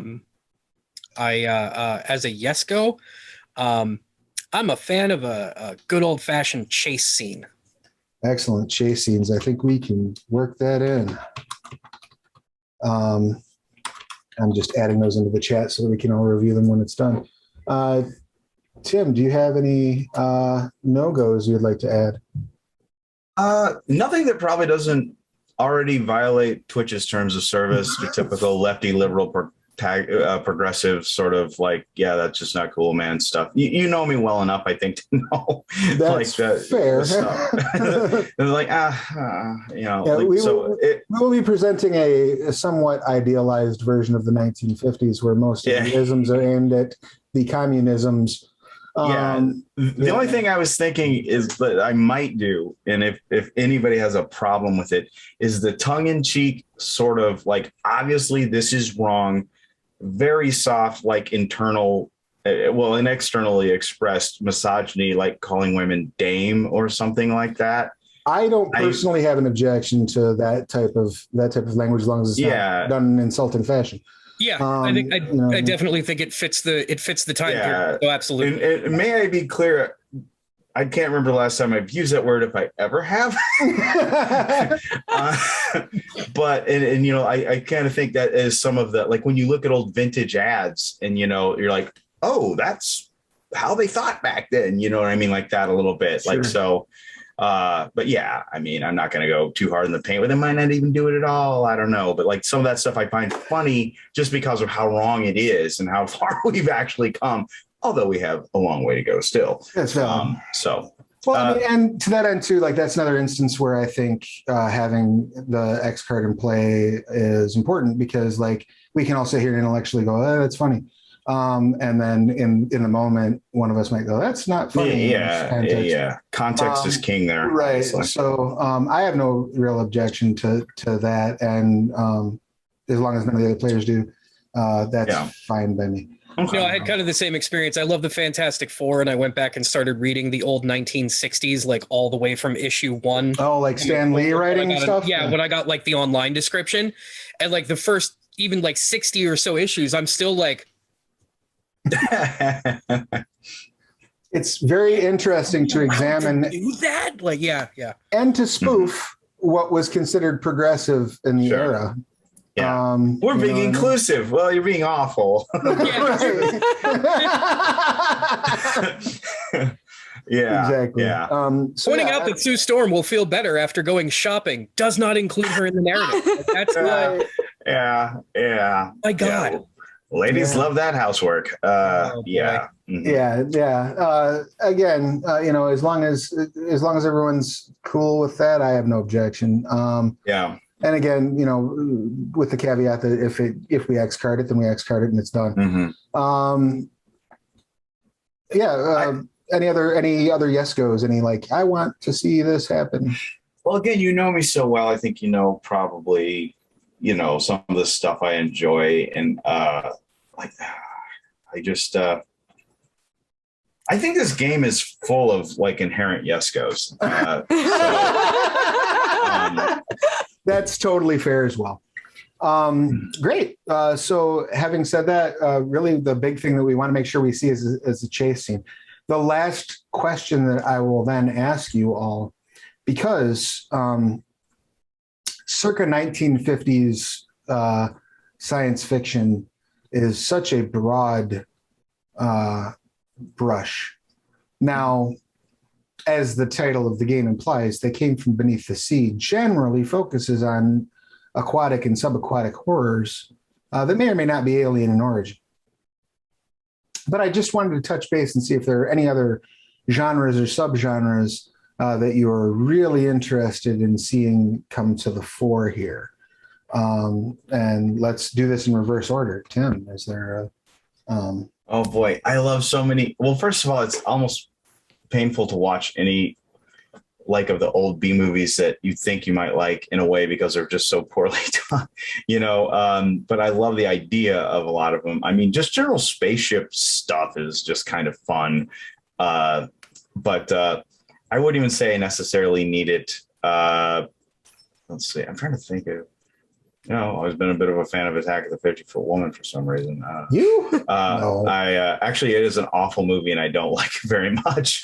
But the one thing I like about modern science fiction, past science fiction, and all, like the science fiction-y speculative fiction part is great. But the part that I always tune in for is predominantly the soap opera of it, Okay. So. Excellent. And that may also help inform some interpersonal relationships too. Mm-hmm. Well, and the soap opera of it was cheaper to film than actual special effects. So sure. Most of those old movies were, take for instance, Attack of the 50-Foot Woman. That was like the last 2 minutes and you could see through her and stuff like that, so it was mostly soap opera because that was cheaper. Excellent. And how about you, James? Any particular genres you would like to see or not see? I think something that would mesh really well that I enjoy would be old detective noir style. Mm-hmm. Even if it is like not so much that like Frank Miller style where he tries to be noir, but like actual like that like DOA, more Maltese Falcon, like less Sin City. Absolutely, yeah, more Bogart, less sure. less Frank Miller. Hey, can I go back and add something that might not be obvious for the kind of story we're going to tell, but that I always loved, probably the most out of science fiction and still do, is robots. Oh, okay, excellent. Nice. Would you prefer we pronounce them robots? Yeah. Okay. Yeah. I'll try to remember that. Yeah, we got to remember. I actually love the idea of any modern day scientific terminology that we all just drop almost like it's the article "the" be mispronounced because they, I always found that kind of weirdly charming. And it's like they clearly only seen this written in like a book or a scientific paper or something like that. Your intestine is exactly. So we have robots and the interesting pronunciations thereof. Yeah, I find it. I'll try to remember that and all that. So I'm not going to hold everybody else to it, but I think it's kind of fun. I've joked with my wife that I constantly tell our ALEXA, because I'm not going to say the name because it's going to turn on. I tell her thank you after everything that has to be done, and she's like, "Why do you do?" I was like, "When the robots take over, I want them to remember my kindness, that I was respectful." You're training the AI overlords to understand your good intent. Yeah, a little bit. Excellent. Appreciate that. I'll be liquefied later.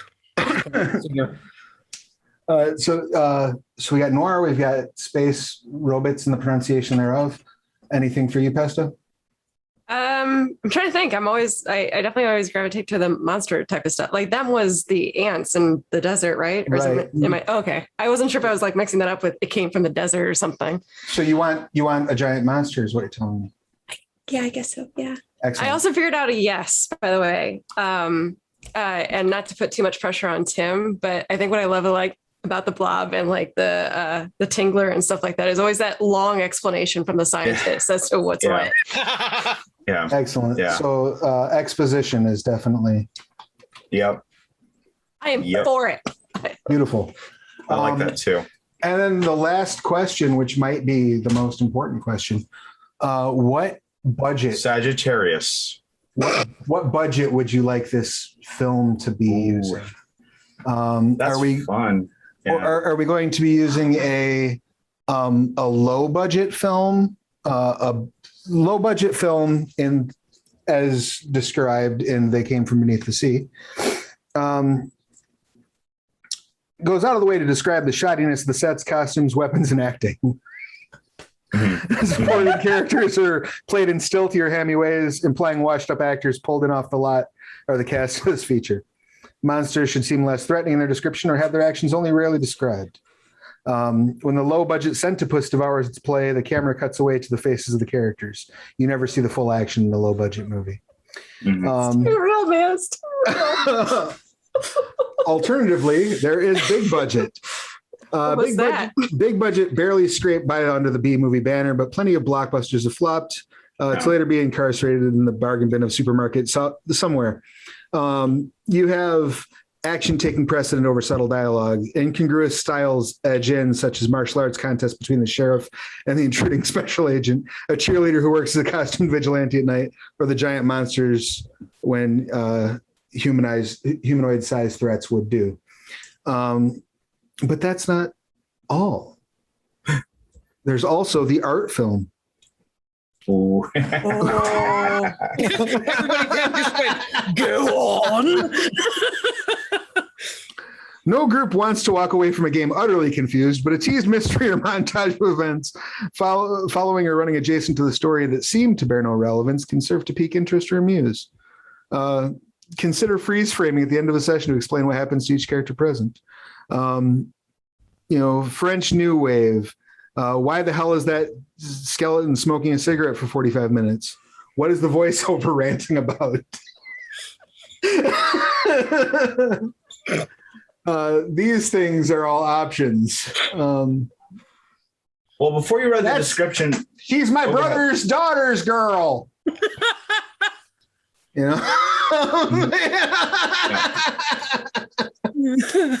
Interrogating a monkey. Those types of things. You were going to say, Tim?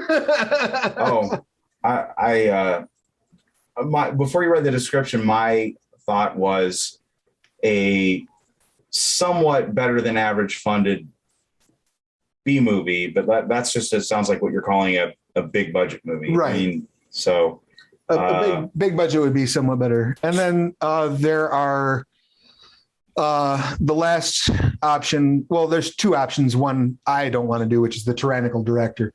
That doesn't sound like a whole lot of fun to me, which is, it also doesn't sound like you. Right. I wouldn't do. Yeah. I wouldn't do that on a film set, let alone on a game. And then there's exploitation, which would be much more grindhousey.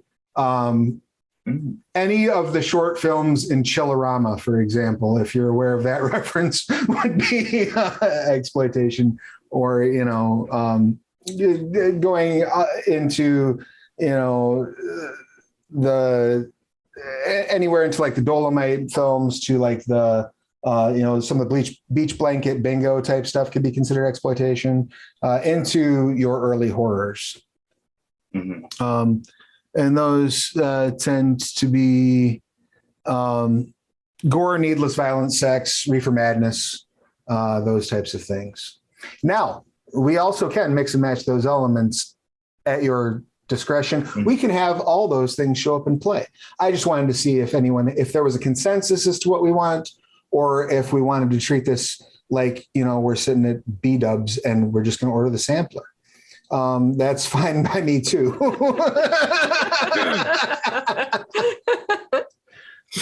Shout out to B-dubs.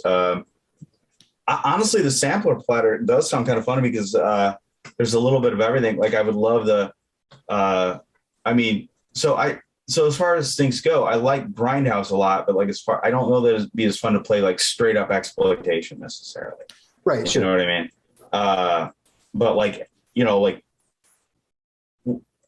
Grindhouse with elements of that, but like in fact, Planet Terror or something like that, like the movie in the Grindhouse-y thing that Rodriguez did, it was really good. The Tarantino one was fine, but it was pretty. Yeah.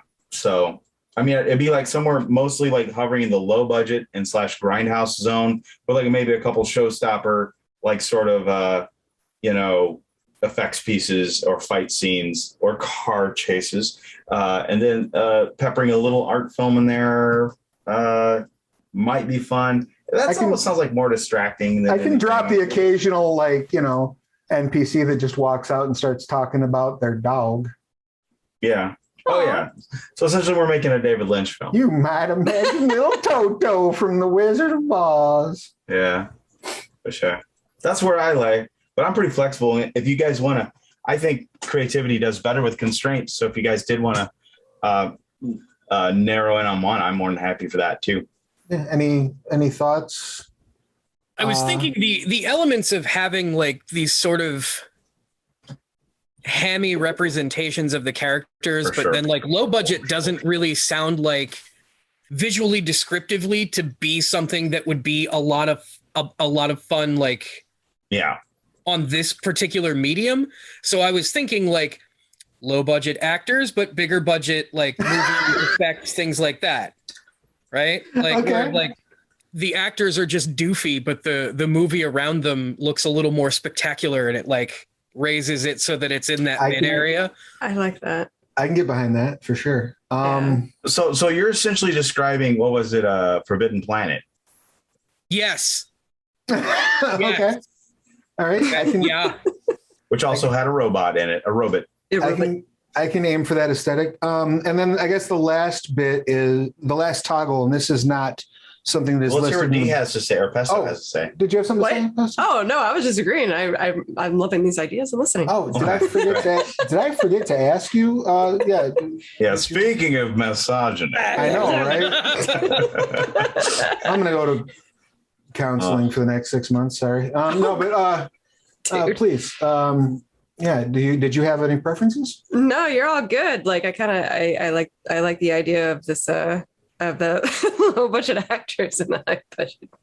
Damn, that's funny. Excellent. I love that a lot. Yeah, like delivery's like, look, what's that? A head in the road? No, it's a head in the road. Well, you could see every single one of these people at some point just went acting. Yeah. Oh yeah. I mean, anything that has been on Mystery Science Theater 3000 is a good example. That's where I have most of my experience with B science fiction movies. Because they're kind of hard to watch all by themselves. Like having somebody like comment on it, like is kind of makes them a little more palatable for sure. Yeah, and Pesto, I got to tell you, I have been constantly drawn to that Tom Servo behind you. Oh yeah, for sure. I noticed that too. I'm like, oh, that's Tom Servo. And if Drew at any point wants to hop in and give Tom Servo commentary from off camera and just like lean in, welcome to do so. But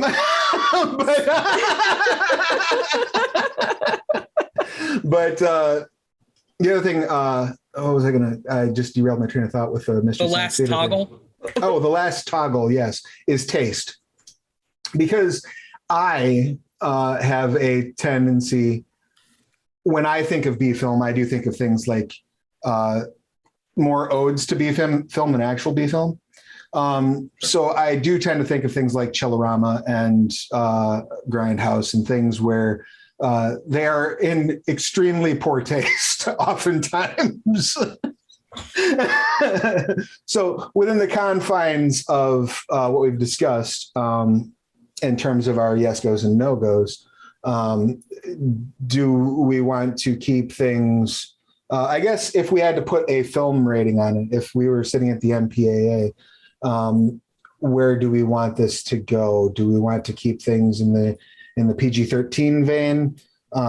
Do we want to go into R? Do we want to delve into the harder R territory in terms of the opposition in the scenes? Or do we want to keep things G rating? Yeah. I don't expect we would, but you never know.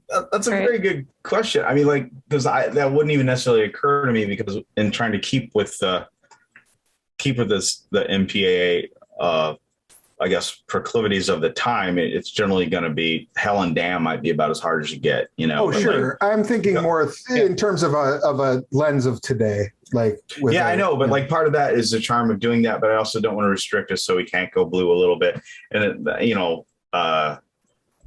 the funny thing is, if you go back before the MPAA got around, like they were actually cussing up a storm and doing some crazy shit, and there was a lot of there was probably more LGBTQ representation then than there is now until like, Oh, for sure. You know what I mean? Like they're like, but they all have to be evil and die, you know, but you know, Unless you're Ed Wood. yeah, for sure.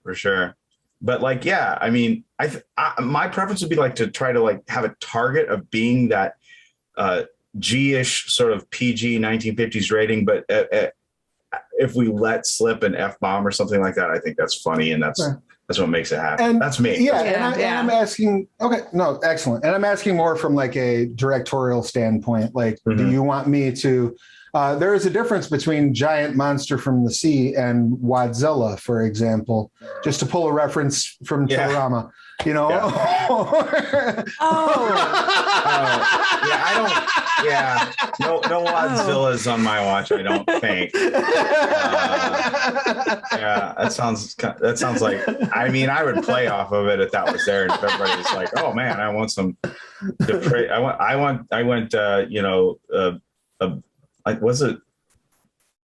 was it Everything You Wanted to Know About Sex But Were Afraid to Ask, the Woody Allen film that where like giant boobs attack people? Was that it? I mean, I don't know, but yeah. Wow. But I don't want that.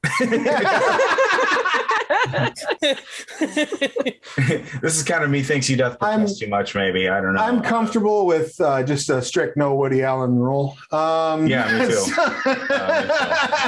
Yeah, good with that. Yeah. So that's really kind of like, you know, I'm just checking where we're at with those toggles. Yeah, I think loose PG sounds good.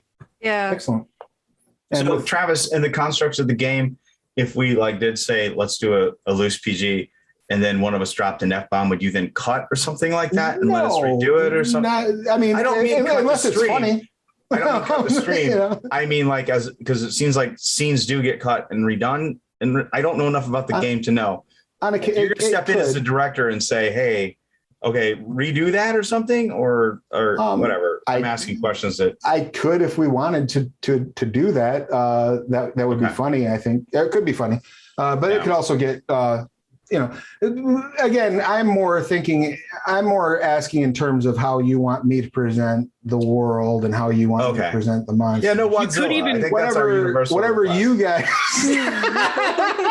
You could even as an have extreme example. You could even have the cussing be edited for television, where somebody goes to swear and they end up having to like insert a word, and it even it almost has that like, you know, this number is no longer connected. Like it just has that, you've called to reach James, like, you know, and then like you have to insert like a different word that was very like obviously not the word that was intended, but sounds like it. Oh man. Yeah, the television version of Die Hard. Right? Okay, Mr. Falcon. Yeah. I'm tired of these. What was it? I can't remember what he called the things, but on the Monday to Friday plane. Yeah. Yeah. It was something funnier than the original. That's the other thing about editing out your cussing kind of. But in the heat of the moment, like it's a fair amount of pressure to put on a character if you're improvising and stuff. Well, I mean, to that end, if you come up with something funny to say in place of a swear word, I'm 100% for it. I just moreover in terms of like how you want the NPCs conducted and how you want the monsters conducted. I just want to make PG sounds great. I like Tim's idea of doing that.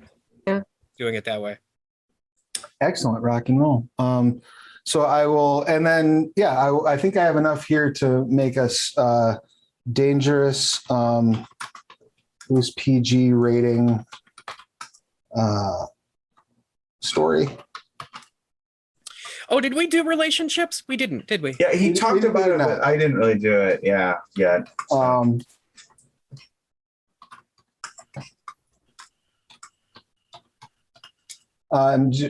Just go ahead and look over what I put in the chat in terms of our yes goes, in terms of our kind of the story we're building. It just says chase scenes are the big yes go. Space, noir, robots, and the pronunciation thereof. A giant monster, exposition, loose PG rating story, characters free to go R with language. I mean, Sound right? Seems to cover it. Okay. Mhm. So now we have, this is kind of the framework of the story we're going to tell. If that helps you figure out any elements of your character, any things you'd like to have in your backstory, any sort of relationship guidelines, we can talk about who each character is going to be a little bit and then pick relationships. That's totally fine. And then the last thing we'll do is our quip generation. How would you like to proceed in terms of figuring out, do you want to just like do like a quick, this is who I'm playing, each character round robin, and then we can build relationships off of that? Does that sound ideal to everyone? Yeah. Yeah. Instead of like a complete character dump, maybe just here's a little piece of me. Then like we go around a little bit, like it just kind of, if you're going to do that, then maybe I hate you because of it. Yeah. Give me the paragraph that's at the top of your sides when you walked into the audition about your character. And we'll start with Pesto because I like putting you on the spot. Oh, thank you very much. I am a fatherly figure that's trying to get abs. There you go. I'm good. Okay. Are you a fatherly figure or are you a father? Oh, Like, no, do you have- fatherly figure. Yeah. No. Excellent. Yeah, I can't coach the baseball team. Age, roughly? Age? Well, I say I'm 29, but I'm actually 35. Spent his extra time at Vinny's House of Swole. But outside of it, I ain't got that swole yet. No. Excellent. Take off the, yeah. I love it. And James, how about you? Alvin Muldoon, Agent Muldoon, is a former government agent that, in reality side, he got his partner killed.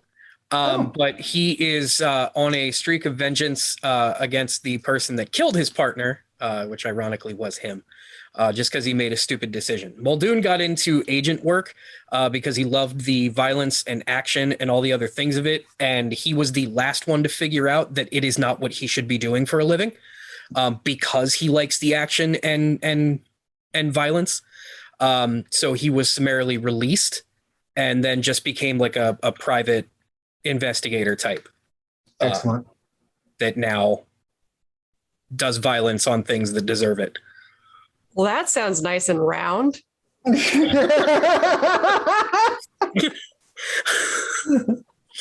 love it. Tim, what do you got? My character's name is Dirk into Amoeba histolytica. Okay. Not it. I'm trying to remember how to spell into Amoeba histolytica.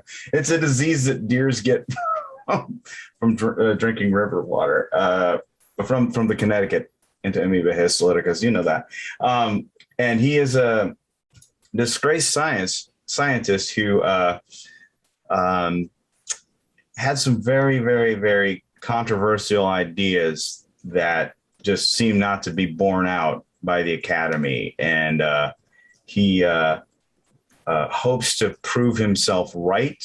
And he thinks that these particular ideas are potentially world threatening, or at least city threatening into a seashore in Delaware. And he wants to try to stop it at all costs and try to redeem himself. But he also, of course, is driven because of an accident or mishap of some kind that separated him from his true love, Daphne Montrose. Wonderful. Excellent. Does this spark any relationship ideas between you as to how you might connect with one another? I think Dirk is probably my 3. Very likely we have worked on the same case at some point. I may have even been investigating something that was part of one of his like crazy crackpot theories that like turns out to be like an actual thing. Maybe I was the only one that listened to him at the time. So yeah, I think Dirk is probably my 3. Okay. And 3 is that 3 positive or 3 negative, James? See, because hear me out on this. Like, Yeah. don't worry, I'm not gonna be a dick to you in game or nothing like that. Oh no, I thought maybe let's we do it. were the only people who would listen to each other, and we both kind of our experience went south. You killed your partner, I lost my fiance, and now maybe it's we have that history, and it's actually a pretty positive history, but now we sort of resent each other. That's kind of what I was thinking too. When I found out you were going to be a G-Man, I thought either this guy hates the rules and he doesn't like the button down government guy. But when I heard you were like going to be a former, I thought, oh yeah, we got into some shit together. And Yeah. It's your typical, it's almost, I don't know. I don't want to say Typical, but I like it. Like, it is typical, but I like that twist of then like we both lost something very important working on the same thing. So while we may not necessarily blame the other person, we have a good history with bad memories. Yeah. And I think maybe part of what we can do is work to not even actively, but work to reconcile that friendship. And maybe that's the most important thing for both of our characters as far as this, maybe that finding the true love and all that. Maybe that was kind of a canard or red herring or whatever. The real reward was the friendship you made along the way. Yeah, or reconciled or whatever. Yeah, or maybe we were grudging sort of allies and we become to be real friends or hate each other even worse. I don't know. I mean, and it could be a situation where like, you know, it was a total like this was like a total watershed tragedy for both of you. Like you had the proof, you had the love of your life, and you had a partner. And when the situation was done, you no longer had the proof. Perhaps it was destroyed by the person with the tendency for hyperviolence. Yeah, this was going to be the thing that vindicated us, and it made it worse. Whatever happened in our past. I like that. Okay, let's do that. I think that's great. So Excellent. Travis, on our relationships, then, so I would put James's character. And then, James, did we land on like it would be at least a little negative kind of in the short term? Like, oh, yeah, I actually labeled it as everything Dirk. wrong with this world. So yeah, I actually labeled it as Dirk 3, and then I put negative.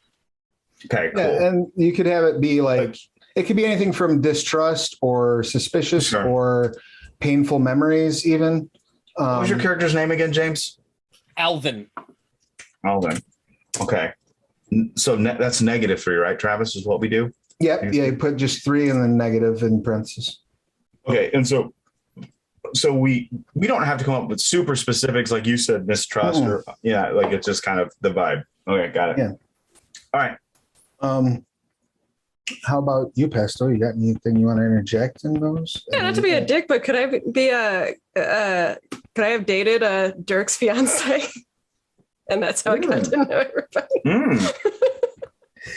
I think that's beautiful personally, but that's up to you and Dirk. No, I'm fine with it. Sorry, Dirk, but not sorry. Yeah. Well, and because to play into some of the inherent views about women, I mean, Dirk could kind of see his fiance as property and, not be aware of the Mac rule of, hey man, sorry, your chick chose me, that kind of deal.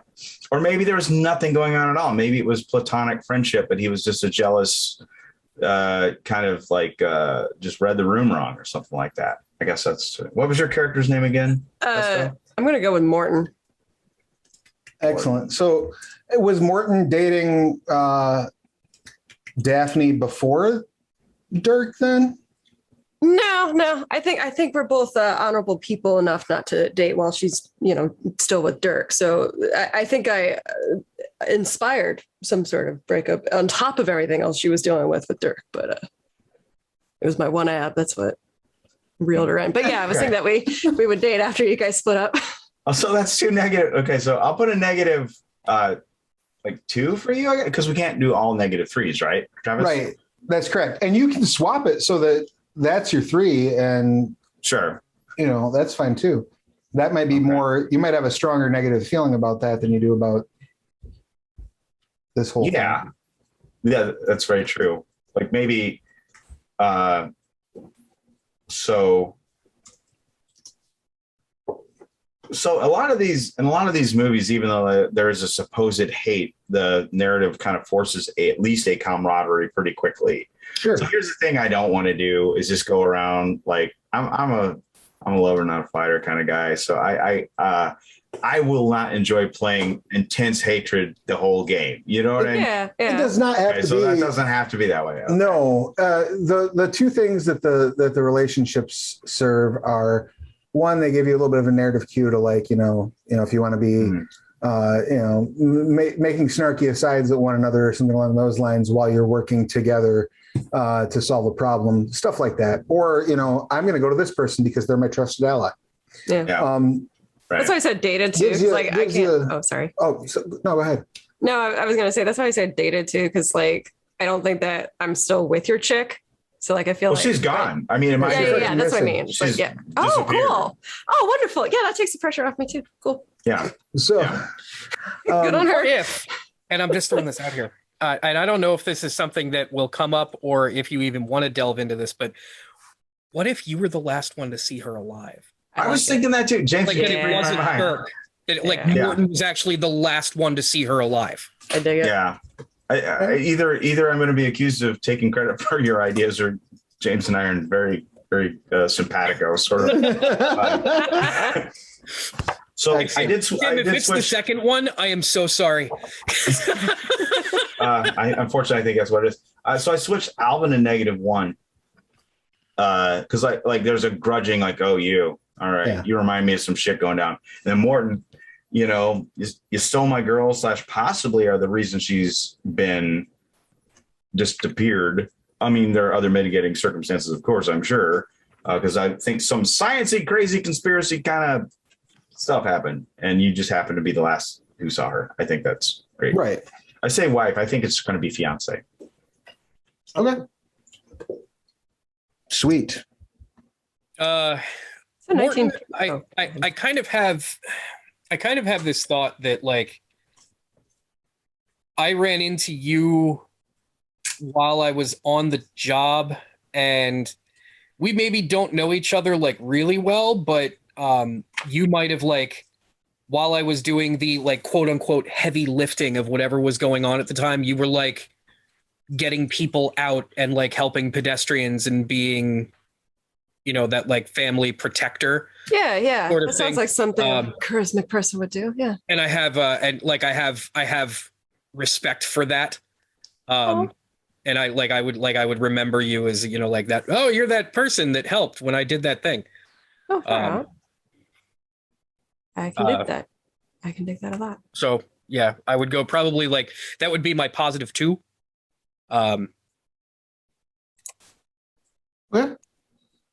Yeah, and if these movies are anything, it is usually the everyman who is the star, who is the protagonist, who is the final person alive, and all that kind of thing.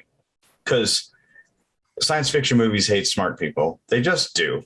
They hate, whether that be a person or a robot, they hate intelligence. That is fair. So do we have all of our relationships built? I think so. Excellent. Yeah, the last thing we have to do is quips. So the way that these quips will work is if you look at page, I just had it. I printed some out, but remember some didn't work. I can't remember if it's the quips or the plot. What are the two cards? Cinematics are the other type, but we will pull cinematics as a group. Came out. Or I will pull the cinematics later off camera. But each of you, so the everyman draws one quip from Vows, Defiance, and Tough Talk, and one quip from the Quip Your Griping deck. So what I will do in order to make this nice and fair is I will ask you to roll, if you go into the chat in the Astral Tabletop, you'll notice that you can type. You see at the bottom there's little dice. Okay? Yeah. If you tap the 10-sided die, for example, you'll see a little equation appear in the chat. that says exclamation point, open parenthesis, 1d10, close parenthesis. Yeah. If you could change that 1d10 to a d19 for me, please, Pesto, and then hit enter. Excellent. So your first quip will be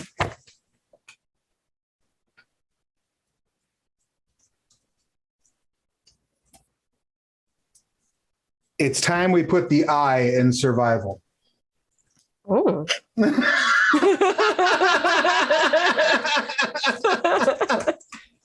I like it.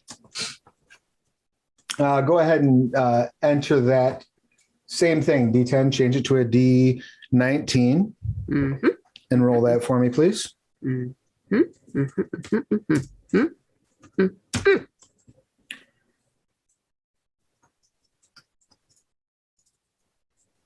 Your second quip is if you're going to defeat a fish, you better start thinking like one.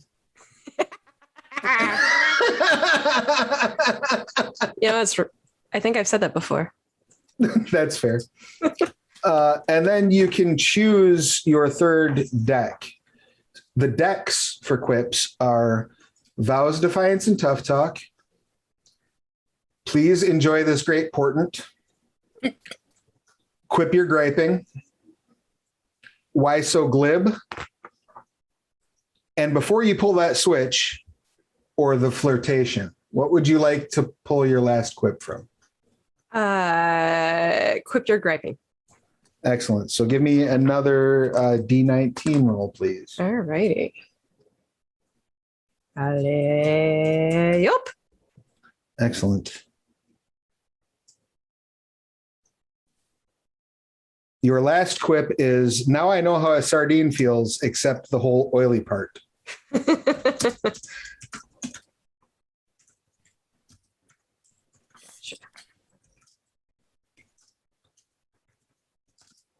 Got him? Need me to reread any of them? Perfect. Thank you. I got him.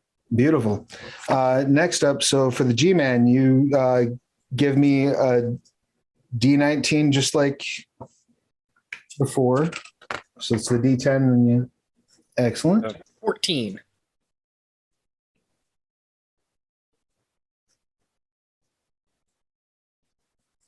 I'd like to stay, but I've got a date with the rest of my life.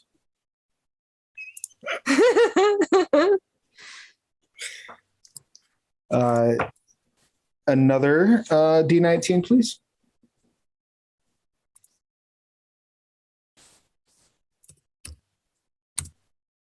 $17.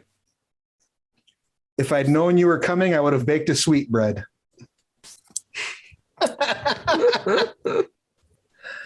And then, do you know what deck you would like to pull from for your third quip? Yeah, I think the third one that I want to do is Why So Glib. Excellent. Give me one more D19 roll, please.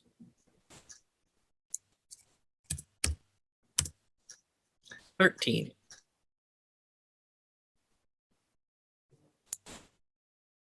When I look something in the face, I prefer it to have a face. Jeez. And Tim, if you could give me a D19 roll, please. Good thing. Which deck is this from again? This one will pull from the Please Enjoy This Great Portent. Makes sense. 2. I'm afraid this is something even the jaded face of science hasn't gazed upon. Okay. Nice.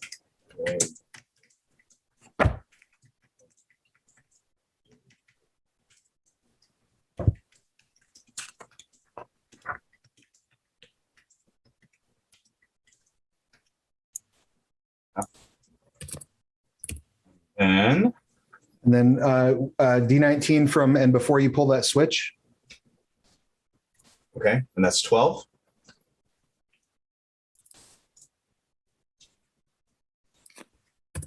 Time to pay the organ grinder. So we don't want to do exploitation? Hey, you're the ones that nixed Wadzilla. So There you go. if you have not watched Chillerama, I highly recommend it. It's a good film. I haven't. No. Oh, it's so funny. Then The let's third see. deck is up to you. So What you have are the deck choices again? the flirtation. Mhm. And then before you pull that switch, why so glib, quip your griping, vows defiance and tough talk, and please enjoy the skateboard. Let's see. Probably go with vows, defiance, and tough talk. I don't need no quip to tell me how to flirt, man. That's fair. Okay, so 10. If you're going to go through me, you're going to have to go through me to do it.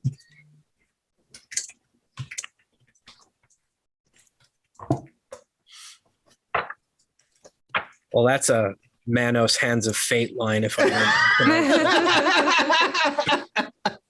whatever you're don't doing, don't do it somewhere else. Exactly. The last thing to keep in mind, you may want to make a note of your nemesis types. They're listed with your archetype because you get bonus dice when you're dealing with monsters of a certain type and with characters of a certain archetype. Okay. Those are listed in there. And then the last thing, so the way that quips function,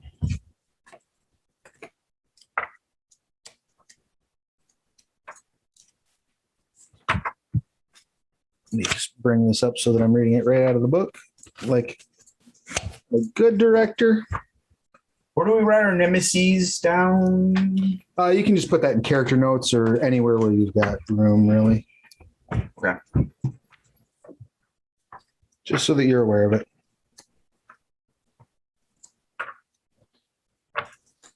So when you're using quips,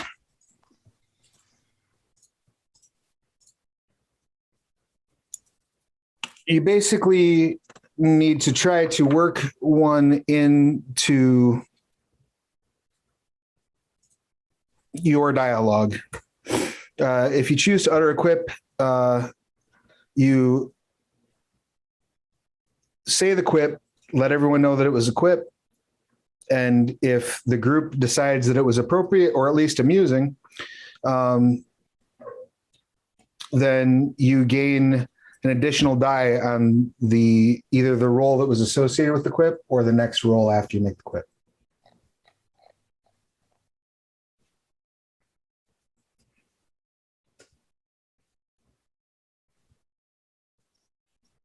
If you're able to use the same quip twice, you get 2 bonus dice. Oh, I was going to ask about that. I mean, I kind of almost sound like something you wouldn't be able to do, but if you use it. Yeah. Up to 5 times in one session.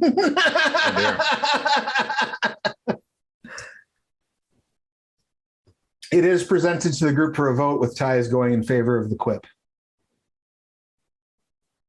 So is there a list of nemesis or we just kind of come up with our own or something like that? No, the nemesis are types. There are types of monsters in this.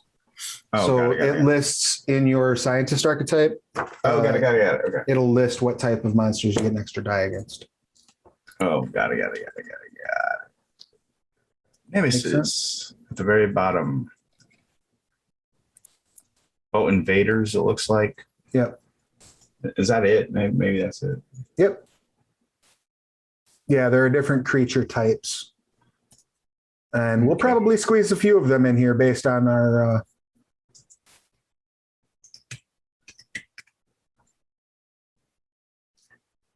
Does anyone have any final questions, comments, complaints, or concerns about playing They Came From Beneath the Sea? That sounds like a stone groove, man. I'm really looking forward to digging into this. I think it's going to be a grand old time. Well, on that note, then, that concludes our pre-production meeting, commonly known as Session 0 around these parts. I would like to thank those of you who are here on screen with me for taking the time and being a part of telling this story. And I would like to thank the good folks at home that are watching and remind them to go pick up They Came From Beneath the Sea and its various associated supplements at drivethroughrpg.com. You can also pick up They Came From Beneath the Sea at your friendly local game store. So you should go there and ask them to carry it. And I do want to remind everyone to please make sure that you are getting your vaccines and wearing a mask and socially distancing, because I say that every time I get a chance to. So I have been Travis Legge. My pronouns have been he, him, and singular they is fine.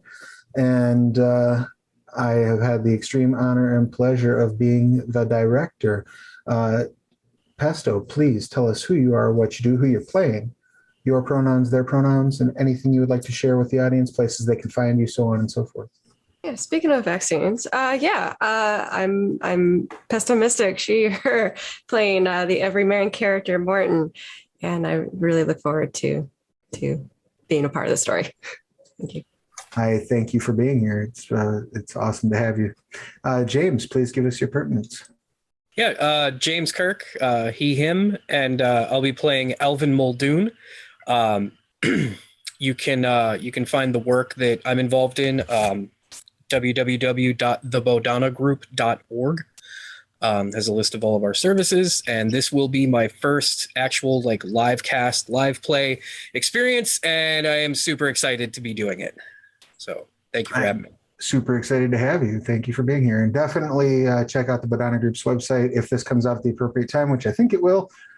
Check out Save Against Fear as well, which is listed right on the Bodona Group's website. Real easy to find. Yeah. And last but most certainly not least, Mr. Stotts. A little bit least. My name is Tim Stotts, he, him, his. I am playing Dirk into Amoeba Histolytica, and he is a disgraced scientist just trying to save the world, and maybe, just maybe, himself.